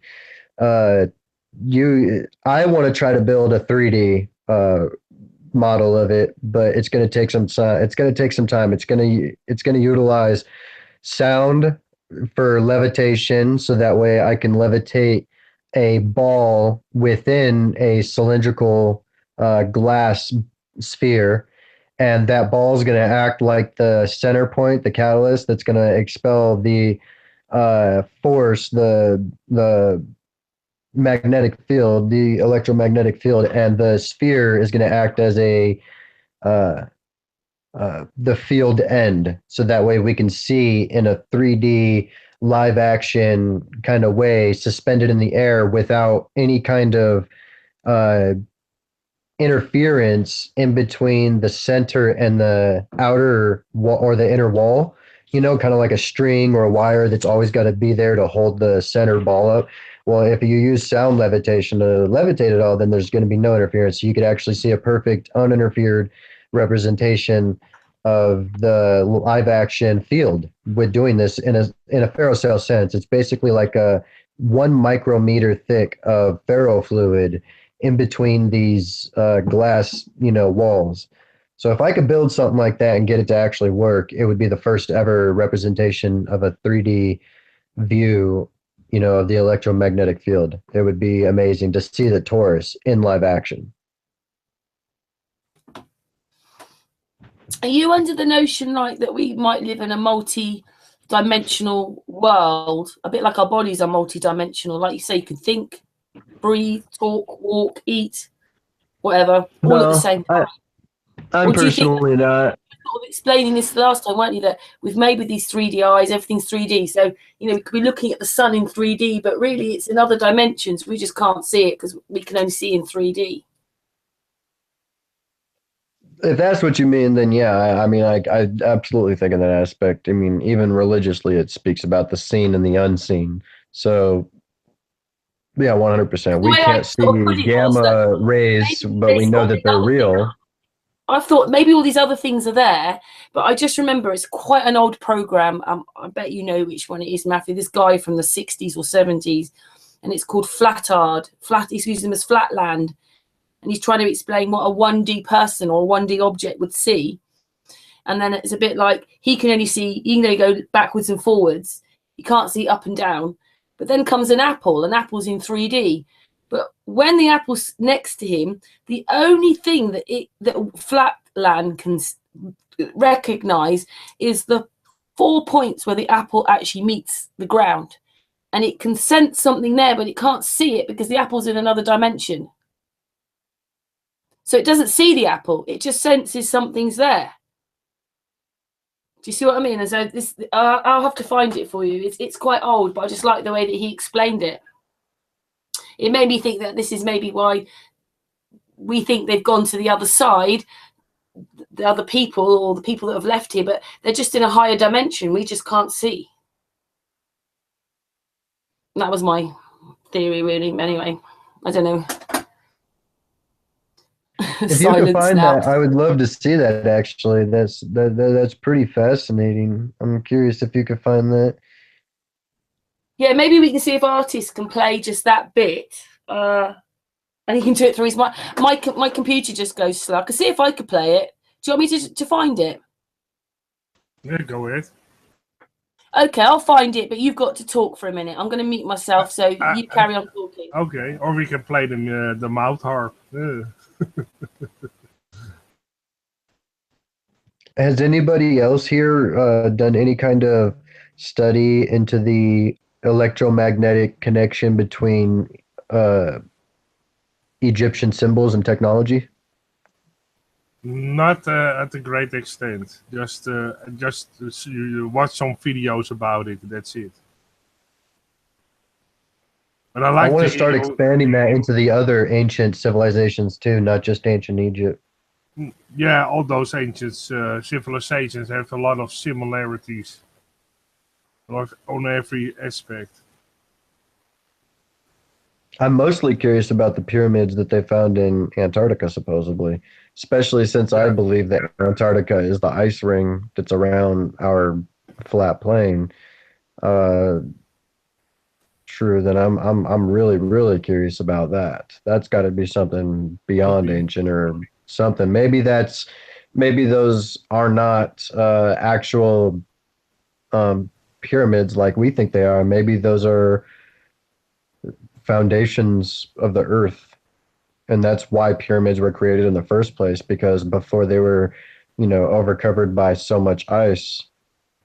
I don't know, I'm taking a shot in the dark here, but maybe it's the actual architectural part of the earth's foundation, and that's why pyramids were created, because they were mimicking that. Oh, that makes sense. That most of the time what they build, they are mimicking something that already exists. That that's the only thing that I can think of, honestly, since it's all the way out there in Antarctica and either covered by a mile of ice or it's on the border of the ice wall. It's within the ice wall, which is the border of the flat Earth, which means that foundation of the flat plane. Otherwise it's going to be a pyramid that's over a mile high.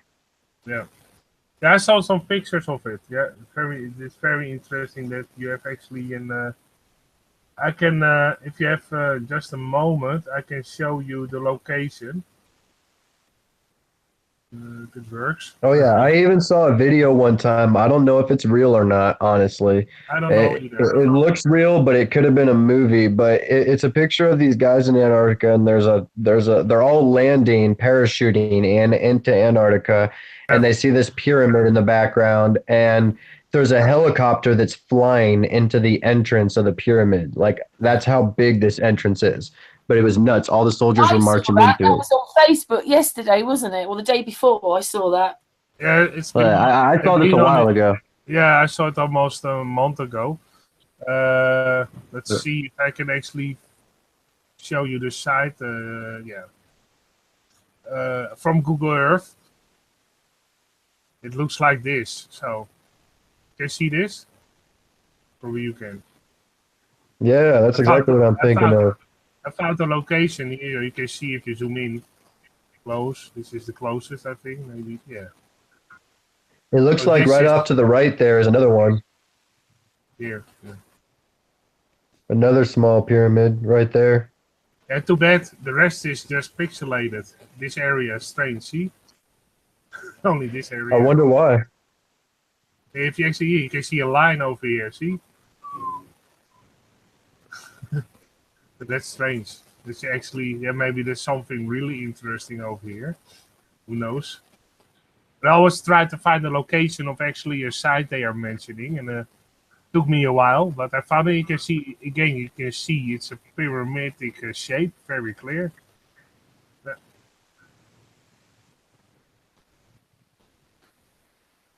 And also, if you click on it, maybe you can see it on my screen. If I click on it, it's also said Pyramida Antarctica. See? Here. You see that on the bottom of my screen, or can't you see that? I can't read it, but I can see it. Yeah, it's Pyramida Antarctica. Oh, Pyramida Antarctica? Yeah. That's what it states if you click on it. That's not what I wrote. It's actually when you click on certain things on Google Map, they give you a location and what it is. But that's interesting that they already named it.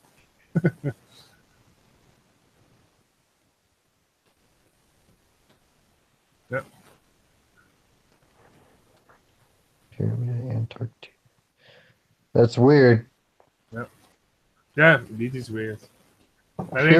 Pyramida Antarctica. I want to look that up. I can blow it up my screen so you can read it better. Can you see now better? Probably can. Over here. Then you have the actually the name. Pyramida Antarctica. Yeah. Wow. I just blow up my screen so you can read it better. Also, the location is now very visible over here. If people want to find this location, you can probably easily read it now.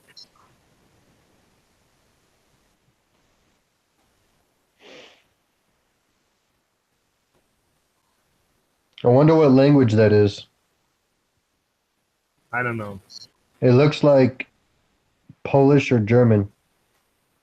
Oh, I'm from Germany, so it could be that that's why they write it in that fashion. Or maybe not German, Russian, maybe, or Polish, but yeah. There's other words down here like Zespol, Polar, Oh yeah, he's looking at it in Germany, Matthew. So it might be Prakujaci na Antarktici Precicia. Maybe that's Russian. That could be.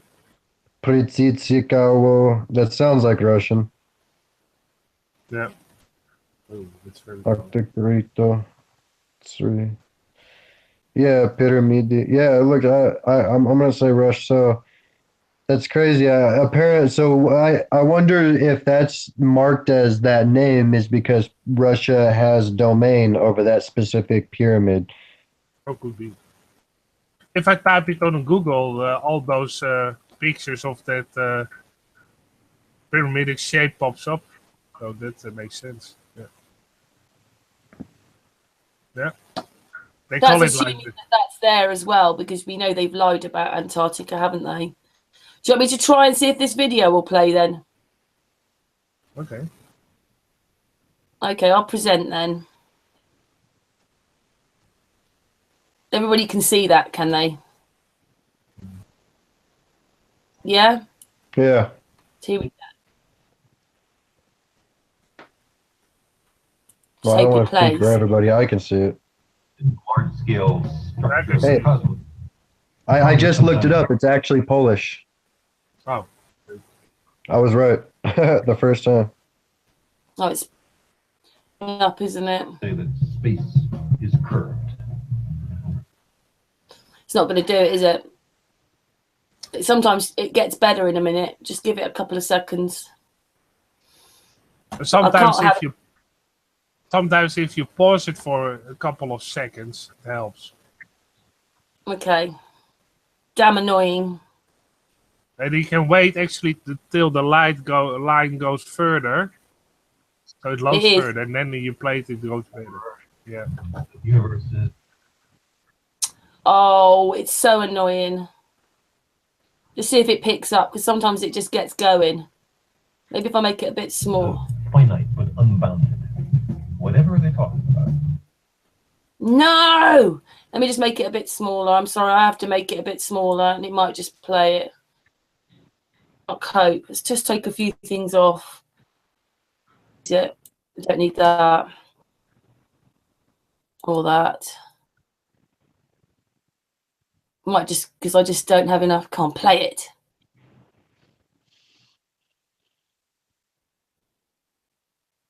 Is there any way you can play it, artist, and put like, who else is going to do it? We are. No. Do you reckon you could play it, artist? Well, I don't have speakers, so that's the problem. Yeah, but you had your headphones. It was fine. Yeah, okay, then I will try that. If you give me the link on Facebook, I will play it. Yeah. Okay, I will stop presenting and then we'll do it that way because it's so annoying. If I can play it when I'm not presenting, it won't. Right, 2 seconds. Let me just give the link. Because he speaks quite nicely, so we can hear what he says. Okay. Let me just give you the link. And then you go to about 20, just go to 20 minutes. Mm-hmm. Let me just pass you the link. Oh, it's so annoying when this happens. It's the same thing. I get the same problem with the bandwidth. I'm putting this in the chat that we're on now on the side here. Can you see that, artist? Oh, the side did, yeah. I got it. And just go to 20 minutes. Okay. So it is.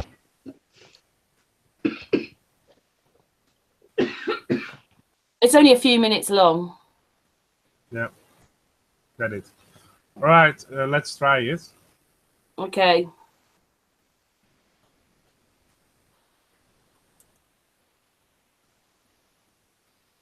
Just have to wait for it to come through. I will, yeah. Yeah, 20 minutes. Okay, I put it on 20 minutes. I think it shows now. Yeah, it does. Yeah. Huh? Okay. You need your headphones because he is speaking. Yeah, okay.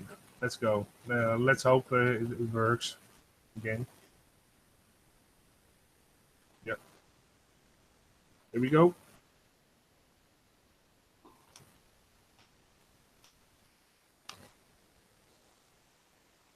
In discussing the large-scale structure of the cosmos, astronomers sometimes say that space is curved, or that the universe is finite but unbounded.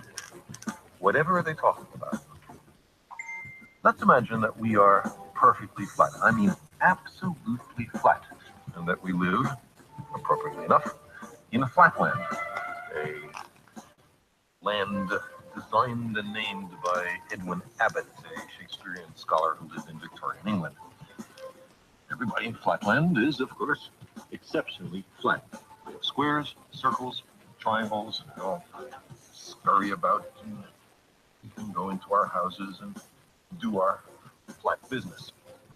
Now, we have width and length, but no height at all. These little cutouts have some little height, but let's ignore that. Let's imagine that these are absolutely flat. That being the case, we know, us flatlanders, about left-right, and we know about forward-back, but we have never heard of up-down. Let us imagine that into flatland, hovering above it, comes a strange three-dimensional creature which, oddly enough, looks like an apple. And the three-dimensional creature sees an attractive, congenial-looking square, watches it enter its house, and decides in a gesture of interdimensional amity to say hello. Hello, says the three-dimensional creature. How are you? I am a visitor from the third dimension. Well, the poor square looks around his closed house, sees no one there, and what's more, has witnessed a greeting coming from his insides, a voice from within. He surely is getting a little worried about his sanity. The three-dimensional creature is unhappy about being considered a psychological aberration, and so he descends to actually enter Flatland. Now, a three-dimensional creature exists in Flatland only partially, only a plane, a cross-section through him can be seen. So, when the three-dimensional creature first reaches Flatland, it's only the points of contact which can be seen. We'll represent that by stamping the apple in this ink pad, placing that image in Flatland. And as the apple were to descend through, slither by Flatland, we would progressively see higher and higher slices, which we can represent by the apple. So the square, as time goes on, sees a set of objects mysteriously appear from nowhere and inside a closed room and change their shape dramatically. His only conclusion could be that he's gone bonkers. Well, the apple might be a little annoyed at this conclusion, and so, not such a friendly gesture from dimension to dimension, makes a contact with the square from below and sends our flat creature fluttering and spinning above Flatland. At first, the square has no idea of what's happening. It's terribly confused. It's utterly outside his experience. After a while, he comes to realize that he is seeing inside closed rooms in Flatland. He is looking inside his fellow flat creatures. He is seeing Flatland from a perspective no one has ever seen it before to his knowledge. Getting into another dimension provides as an incidental benefit a kind of X-ray vision. Now our flat creature slowly descends to the surface, and his friends rush up to see him. From their point of view, he has mysteriously appeared from nowhere. He hasn't walked from somewhere else. He's come from some other place. They say, for heaven's sake, what's happened to you? And the poor square has to say, well, I was in some other mystic dimension called up. And they will pat him on his side and comfort him, or else they'll ask, well, show us, where is that third dimension? Point to it. And the poor square will be unable to comply. What may be more interesting is the other direction in dimensionality. What about the fourth dimension? Now, to approach that, let's consider a cube. We can imagine a cube in the following way. Take a line segment and move it at right angles to itself in equal length. That makes a square. Move that square in equal length at right angles to itself, and you have a cube. Now, this cube, we understand, casts a shadow. And that shadow we recognize. It's, ordinarily drawn in third grade classrooms as two squares with their vertices connected. Now, if we look at the shadow of a three-dimensional object in two dimensions, we see that, in this case, not all the lines appear equal. Not all the angles are right angles. The three-dimensional object has not been perfectly represented in its projection in two dimensions, but that's part of the cost of losing a dimension in the projection. Now, let's take this three-dimensional cube and project it, carry it to a fourth physical dimension. Not that way, not that way, not that way, but at right angles to those three directions. I can't show you what direction that is, but imagine that there is a fourth physical dimension. In that case, we would generate a four-dimensional hypercube, which is also called a tesseract. I cannot show you a tesseract because I and you are trapped in three dimensions. But what I can show you is the shadow in three dimensions of a four-dimensional hypercube or tesseract. This is it. And you can see it's two nested cubes, all the vertices connected by lines. And now the real tesseract in 4 dimensions would have all the lines of equal length and all the angles right angles. That's not what we see here, but that's the penalty of projection. So you see, while we cannot imagine the world of 4 dimensions, we can certainly think about it perfectly well. Now, imagine a universe just like Flatland, truly 2-dimensional, and entirely flat in every direction, but with one exception. Unbeknownst to the inhabitants, their 2-dimensional universe is curved into a 3rd physical dimension, maybe into a sphere, but at any rate, into something entirely outside their experience. Locally, their universe still looks flat enough, but if one of them, much smaller and flatter than me, takes a very long walk along what seems to be a straight line, he would uncover a great mystery. Suppose he marked his starting point here and set off to explore his universe. He never turns around and he never reaches an edge. He doesn't know that his apparently flat universe is actually curved into an enormous sphere. He doesn't sense that he's walking around a globe. Why should his space be curved? Because there's so much matter in this universe that but our Flatlander doesn't know this. After a long while, you'll find he somehow returns to his starting point. There must be a 3rd dimension. Our Flatlander couldn't imagine a 3rd dimension, but he could sure deduce it. Now, increase all the dimensions in this story by 1, and you have something like the situation which many cosmologists think may actually apply to us. We are 3-dimensional creatures trapped in 3 dimensions.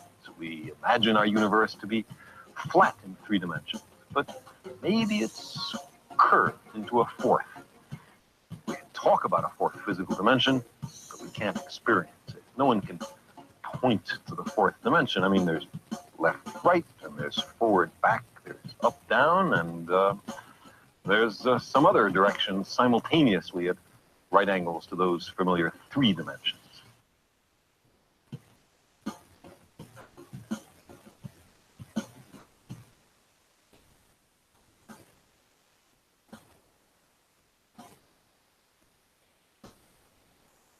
Is that all right, artist? It's not quite finished. I think it is. Hey guys, I just thought of something. No, because he didn't show you the tesseract. He didn't show you the tesseract. Is it finished?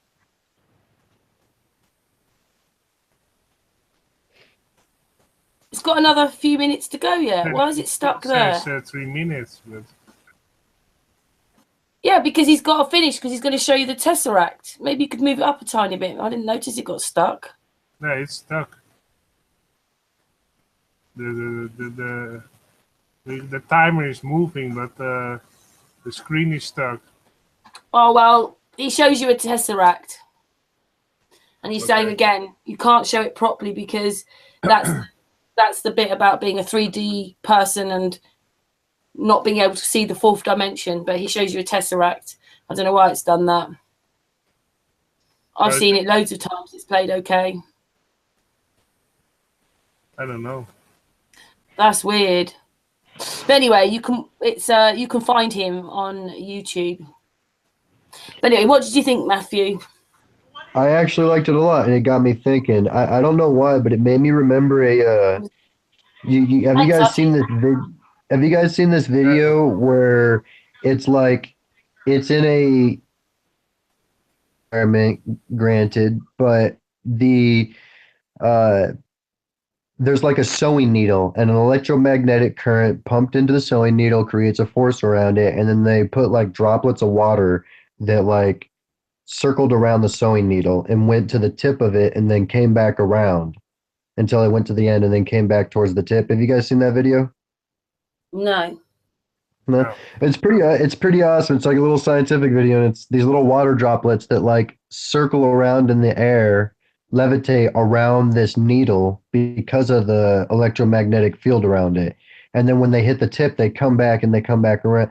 Well, I was just thinking if there's a center and it's a mountain in the center that's kind of like that pole, and it's the electromagnetic center, you know, why all the compasses and everything point north, then what if that's how the sun and the moon are, you know, being moved around? Just like that, how the center is electromagnetically charged, and you got the sun and the moon that are, you know, charged as well, and they're following around with that. And I that's think why it that goes sounds up and quite a lot down. like FPV's work, which you haven't seen, but he's gone now, so I can't explain it. But you need to see his work. I sent you his Hangout with it all on. Yeah, I was It's looking up a bunch of videos the other day on Santos and FPV and the group and everything. I was dropping some comments. yeah, it's incredible though, isn't it? Oh yeah, it's just it just gets Can my I say mind something running. though, Matthew? It's Yeah. really amazing that people like you and FPV and the rest are all looking into research, but I want to know what's on the outside of that. What, just blackness? There's just darkness. What is blackness? I believe that blackness and darkness, What's actually around or us? What are we in? We've got to be in something. well, yeah, Or is it that's space within the ether. That's what that is. It's space within the ether. You've got the unpolarized field of the ether, right? That and once you have the perturbation in the ether, that frequency, that first frequency that started that, you know, first chain reaction, the continuum that I was talking about, it created a polarized dielectric field, meaning now you have the space within the ether.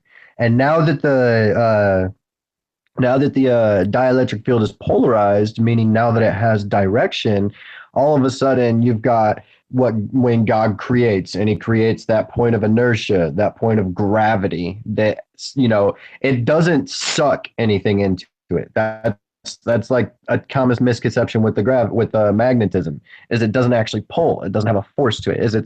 It's the absence of force. It's the absence of anything. It's the stillness. So that's why energy seeks it, because energy is constantly in motion and it wants to seek its equilibrium, wants to seek a rest, you know, a resting point. So it seeks that point. That's where God speaks, and he's like, create light. You know, boom! All of a sudden, when he creates and he speaks, now you've got that, you know, a new perturbation within the polarized dielectric space, which is now the space within the ether. And that's where you get creation and whatnot, because that dielectric now has motion. That's the energy of the ether. And now it has a direction. It's not just pure entropy, you know. And I don't know. That's as deep as I can get with it. It doesn't get any deeper. Well, that's pretty deep. Is there something? I mean, I could explain it in a different way if you need to understand a certain part of it. If you have questions, as far as my personal theory goes, this is the way that I look at it and that I see it. This is how I'm able to explain everything, is by breaking it down to this absolute fundamental of a level. I feel like I'm able to explain things in an aspect and way that others are able to explain, but just not as fundamentally as I can. And I'm not in any way claiming to have some grand, incredible knowledge over everybody else. This is just my personal theory, and it's constantly changing. You know, like when I reposted about the sun and the moon, I had one theory. Now I have two theories about the sun and the moon. So I went up and I updated it. You know, my ideas are changing. I used to think that I had this. If you guys go back on my Facebook and actually on my Instagram, you'll scroll back far enough, you'll see my equation, my creation equation. And it's this massive, huge mathematical physics equation that I put together myself about creation, that included frequency and mass and the Higgs boson and energy and vibration and energy, all the whole thing, you know. And then eventually I just kept moving on and kept moving on. And then I figured out, oh, well, those things are continuums. So that's like a one deal kind of thing. You know, they're not separate in one. They're one, but they're separate, but they're one because they have to be three continuously in order for each one to be. It's really hard to explain. And that's where all of a sudden the God, the three trio God thing came to mind. But then I started thinking, well, there's that one extra that all Trinitarian belief systems seem to forget about when it comes to God. You've got the Father, the Son, and the Holy Spirit, but then you've got the Word.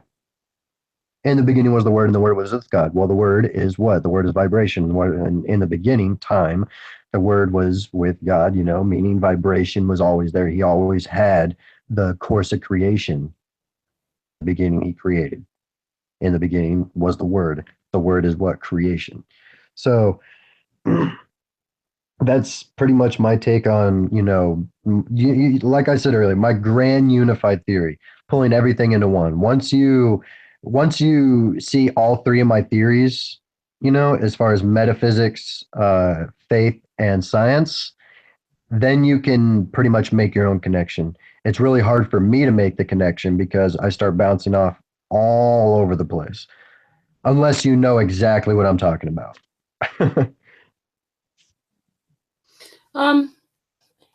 Yeah, you can explain it a little bit more, Matthew, for anybody that's going to watch this video.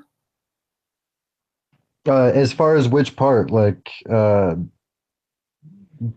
know. I've explained so many different things. What part should I try to break down? You could explain it a bit more. Explain it one more time, because sometimes people have to hear it a few times and then things click in. The last bit, you said you can explain it in another way. Maybe explain it in the other way as well then.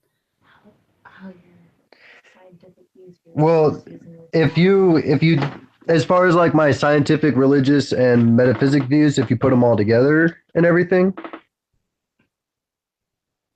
Yeah, just the last bit you were talking about, and you said, well, that's your theory, but I can explain it. You were talking about the whole thing, were you? Because you have been going for 3.5 hours now. I'll just let you know that. Yeah. Well, we got all kinds of different things that we're going off of right now. I'm trying to think of which specific part that we're talking about. Like I said, I keep going on all these different tangents. I try to explain one thing, but I kind of lead off in all these different directions trying to explain my explanation. Let me see. You've got energy, creation, and vibration. You've got those three things, which without those three things, which is God, in essence, you cannot have the ether and the space within the ether and the energy and everything that's creating within the space within the ether. So the three, energy, frequency, and vibration, is God. That's where Tesla says, if you want to understand the universe, the secrets of the universe, think in terms of vibration, frequency, and energy. God, basically. So if you want to understand the secrets of the universe, think in terms of God. And then all of a sudden he says, if you want another key to the secrets of the universe, 369, study that one, study those numbers. So I'm like, okay, so 369. I started looking into that, and I'm like, okay, so this is like golden ratio, phi to pi type stuff right here. Okay, so that makes sense. Fibonacci, hypergeometry, that makes sense. The shapes and everything that the world goes based off of, and the movement of how everything goes. So that coalesced as far as the creation bit of it goes, because you've got the geometry and the fractals and everything behind it all. And then he goes on even further as far as his electromagnetism, saying, if out of all my inventions, I'd say my most favorite and my most proud of is his electromagnetic, theories and stuff like that. I was like, okay, so there's got to be something there. Started looking into that kind of stuff. And then he's like, got this photograph that he's staged with of him reading this book. And it's this super staged photograph, and everybody knows about it. He's sitting in front of this massive coil and reading this book, leaning his head on one of his hands. And the book he's reading is Roger Boskovich's Theory of Natural Philosophy. And I started looking into that. And it's just once I looked into each and every little thing, I started making connections. And of course, this is after I prayed. You know, I did pray and I did ask for a specific understanding. And I believe that I was able to start hitting these connections this fast because of that, you know, honestly, truthfully. Uh, I have to throw that in there because I'm going to give the glory to God, period. But as far as the knowledge goes, you know, everything is there. The knowledge is there. It's just the connections needed to be made. And I started finding one after the other. It's based off of specific principles. You've got the continuums. And you just got to find which ones go with which, kind of like, you know, frequency, vibration, and energy. Those three are a continuum. Time, space, and matter. Those three are a continuum. And then you've got, you know, continuing after that. Electromagnetism, I don't know, probably goes along with a few different other things that I'm still trying to put everything together. That's why my mind is going like 100 right now. Yeah. And you've been doing masses of research. Yeah, it's a bit like that, isn't it? Because you think, oh, well, if I learn that, then I know how it's going to work and I can stop then. It's only the beginning. It's not the end, it's the beginning. It's a never-ending thing, isn't it? Pretty much. I mean, I just made a quote the other day. I said, there's no such thing as destruction on a micro to macro scale in truth and reality. There's only creation. Everybody's like, well, what about how fire destroys a log? And I'm like, well, you see it as it destroying the log. I see it as a chemical reaction of the fire, which is the manifestation of ether energy, which basically is like living energy, I believe. That's fire. I have a whole new theory on that too. I just posted, but you see it as destruction. I see it as the chemical reaction of the fire creating new elemental materials, which is the smoke and the ashes. And they're like, oh, well, the log was better. You could have done stuff. Well, you could do stuff with the ashes and the smoke. Actually, you're able to collect that and concentrate that, get the soot out of that. The soot and the ashes, if you take those and combine them with other materials, you could make, you know, things stronger than concrete that we have today. Like back in the Roman days, everybody's wondering, well, how do the Romans get concrete into the oceans? And their concrete is actually stronger than what we have today. Well, that's because they used volcanic ash, lime, and salt water. Well, there's a chemical reaction at a micro level that the volcanic ash and the salt water, they create a crystal, like a crystalline structure in between each elemental material within its structure, and it actually bonds it in like a crystalline structure, which is the strongest known structure in the world. So that's one of the greatest bonded materials ever created. And the Romans knew that, didn't they? Like, it's not like they go, oh, well, we have to put seawater in our cement to make it last longer. Well, our houses aren't built with seawater when they should be. No, exactly. It's and not just that. Our houses, they're just like somebody was saying earlier. They have retracted, you know, as far as their technology goes. They used to live in these grand, beautiful, incredible structures that still survive today. I mean, people are finding inside cave structures, whole civilizations that lived like cities inside of mountains. You know, they could have fit hundreds of thousands of people with, you know, massive areas for staging, and then there's kitchens, there's houses, there's all sorts of areas, storefronts, and it's insane what they found. And you look at what we have today, and it's getting blown away by wind and swept away by water, and you know, torn down by all kinds of different means and whatnot. Like, our structures just don't last. They just don't. Even our metal structures get, you know, destroyed. But these structures from the past that were built off of certain geometric shapes, like the pyramid, and I don't know, there's a few other ones that I've seen that were pretty intense that have lasted through the times. But these shapes and these structures, the way that they built them with the technology, they did it in a way that it's beyond what we know. That's why I keep saying, like, we can't match what they did back in their day. Our technology fails at a specific point. It lasts and then it dies. Their technology back then would still work today. Like the Iraq batteries that they found. They said that they still had a small amount of voltage to them. And the when they Baghdad batteries. Yeah. huh The Baghdad batteries, indeed. yeah those. Yeah, I when I was looking into them, they said that they still actually had a small charge to them when they found them. They were still working, or a few of them, not all of them. They said a few of them were the ones that weren't cracked or leaking or broken or destroyed completely. But I was thinking about it, I'm like, man, talk about perpetual energy. They got batteries from thousands of years ago that are still working now. And our batteries last, if in constant use, like a few hours. And also, a lot of ancient sites, buildings are earthquake proof. They made them so that they are earthquake proof.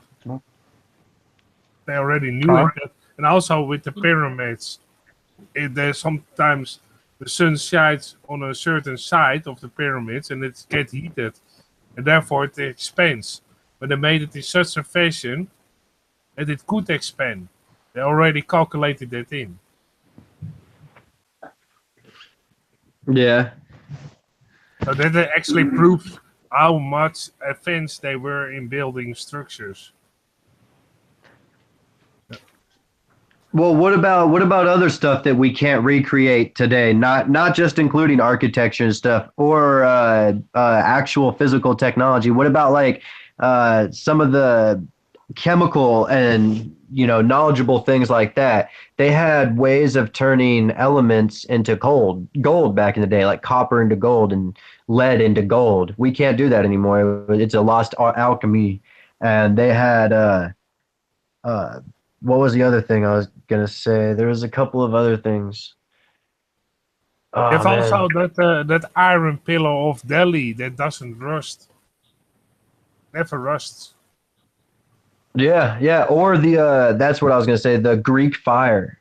Greek fire. The stuff that if you pour water on it, it makes it worse. And we can't. We don't even know that material today. We can't do it. The closest we got is napalm, but that still gets put out by water eventually. It gets snuffed.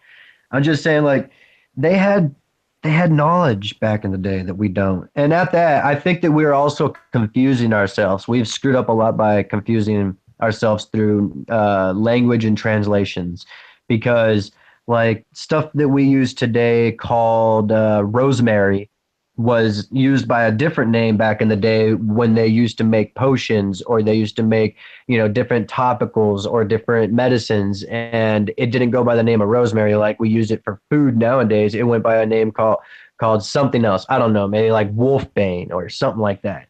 And if we were to look up old recipes, like, hey, there's this old Egyptian recipe, we were able to decipher the scrolls because of this, and da da da da, da, and you look at it and you're like, oh, this is amazing. You use this and this and this, and it's like, well, none of these things exist anymore. They're all extinct. Well, no, they're not. It's just they were all translated and transliterated and then translated again, and then the meaning was lost, and then somebody found some kind of key called the Rosetta Stone, and then they translated it again, and then it got mistranslated, and then transliterated, and this is the meaning now. Well, no, it's just, it still exists. We just don't know what the hell it is anymore. So it almost seems like even if we did find this technology, unless we found, pictures and other means of seeing some of the stuff that it speaks about, we'll never know, just because of all the confusion that's happened since those times. Mm-hmm. There are chemicals back then that they say that they talk about, like in the pyramids. Once we start getting those, because I'm going to do this with you guys. I want to work on this. It's going to be a project with us. Once we start deciphering and breaking down all these secrets, decoding all this knowledge from the symbols and stuff, we're going to see the different fluids and different chemicals that they used for the reactions. And hopefully they can match what we got going on today, but I doubt we're going to find words like, aluminum oxide and whatnot that they had back in, ancient Kemet.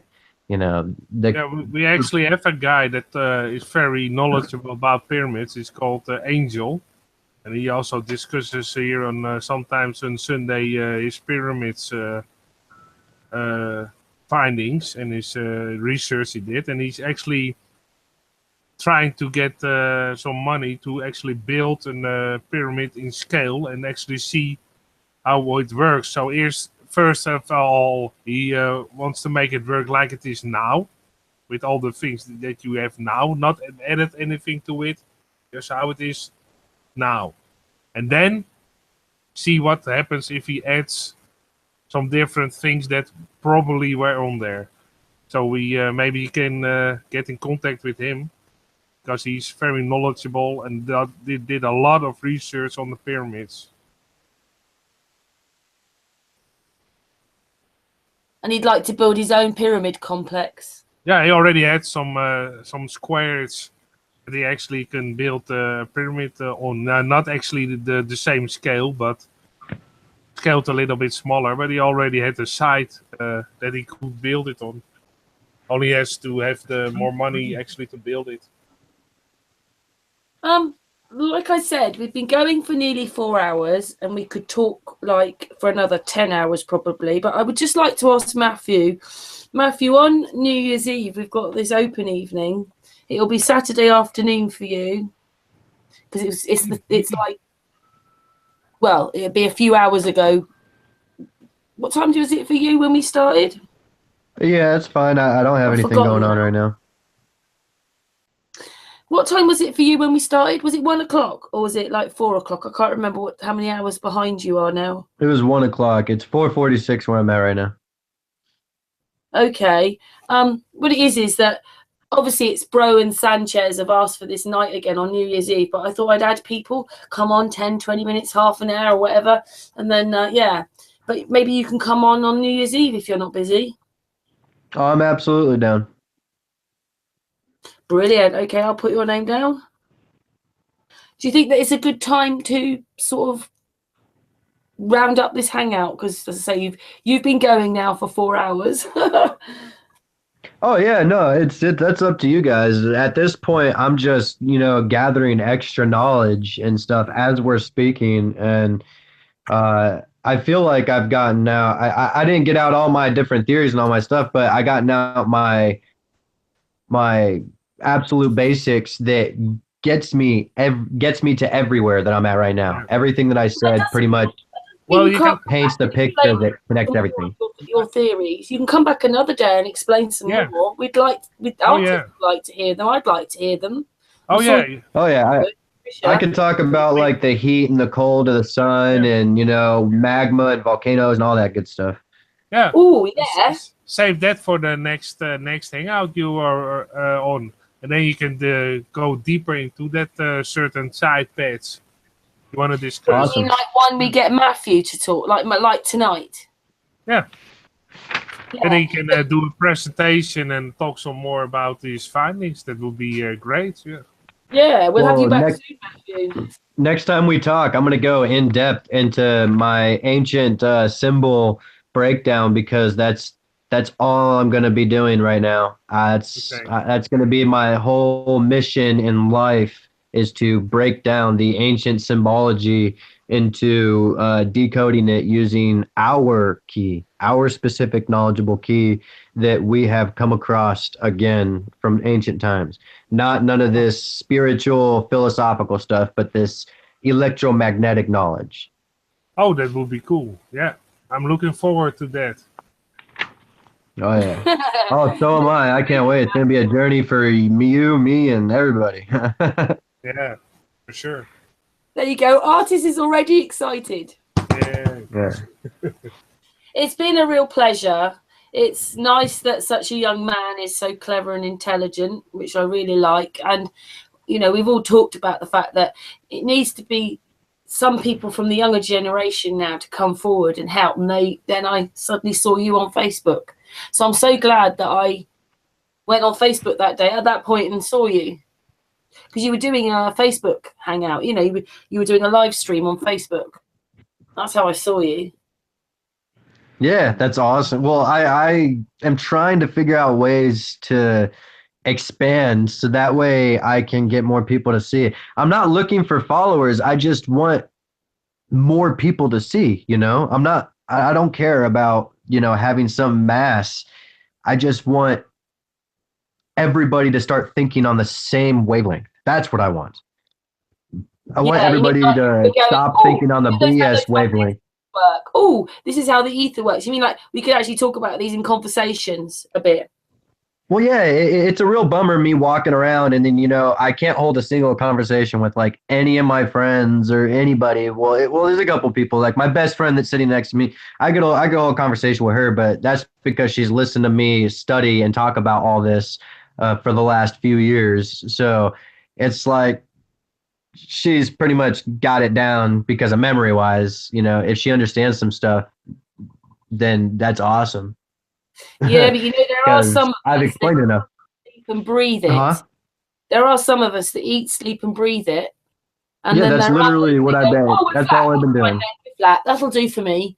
And there are other people who understand the workings of it all. FPV's one, you're one, Dave Marsh is one, and it goes on. Stan Smith and the other people that, Chris Monk. Oh, there's loads of people. Artists. There are other people that get much deeper into it. Well, I can't wait to get back into this with you guys. Like I'm super stoked and excited right now to get into it so that way we can start breaking down what these things are. I'm gonna work on this. If I could break this down and get the actual knowledge out of this on what these symbols are as far as what they represent, electromagnetism and the receiver, transmitter, da da da. But I want to actually see if we can rebuild them and see if they work with the knowledge that I'm using. And if they do, then that's an experiment in its own that solidifies that the way that I'm looking at the symbols with our knowledge and the way that we think about things is proving that our thought process is the correct thought process. Yeah. Well, thank you so much, Matthew. So I will send you a link on New Year's Day. Stay with us in the after hangout if you like, but we're going to end this hangout. Dojo for parents. He's in the chat room. He loves what you've been saying. He finds it very interesting and can't wait for you to come back and chat. So it's been a really great evening, Matthew, Judith, Patricia, Artist, and FPV. Yeah. And what's the day now? We're back tomorrow. I knew his name. His name's just gone. I've sent so many messages. This is the guy I was telling you about. He's from New Zealand. And he's realized that that fear is the biggest money-making tool that they've got.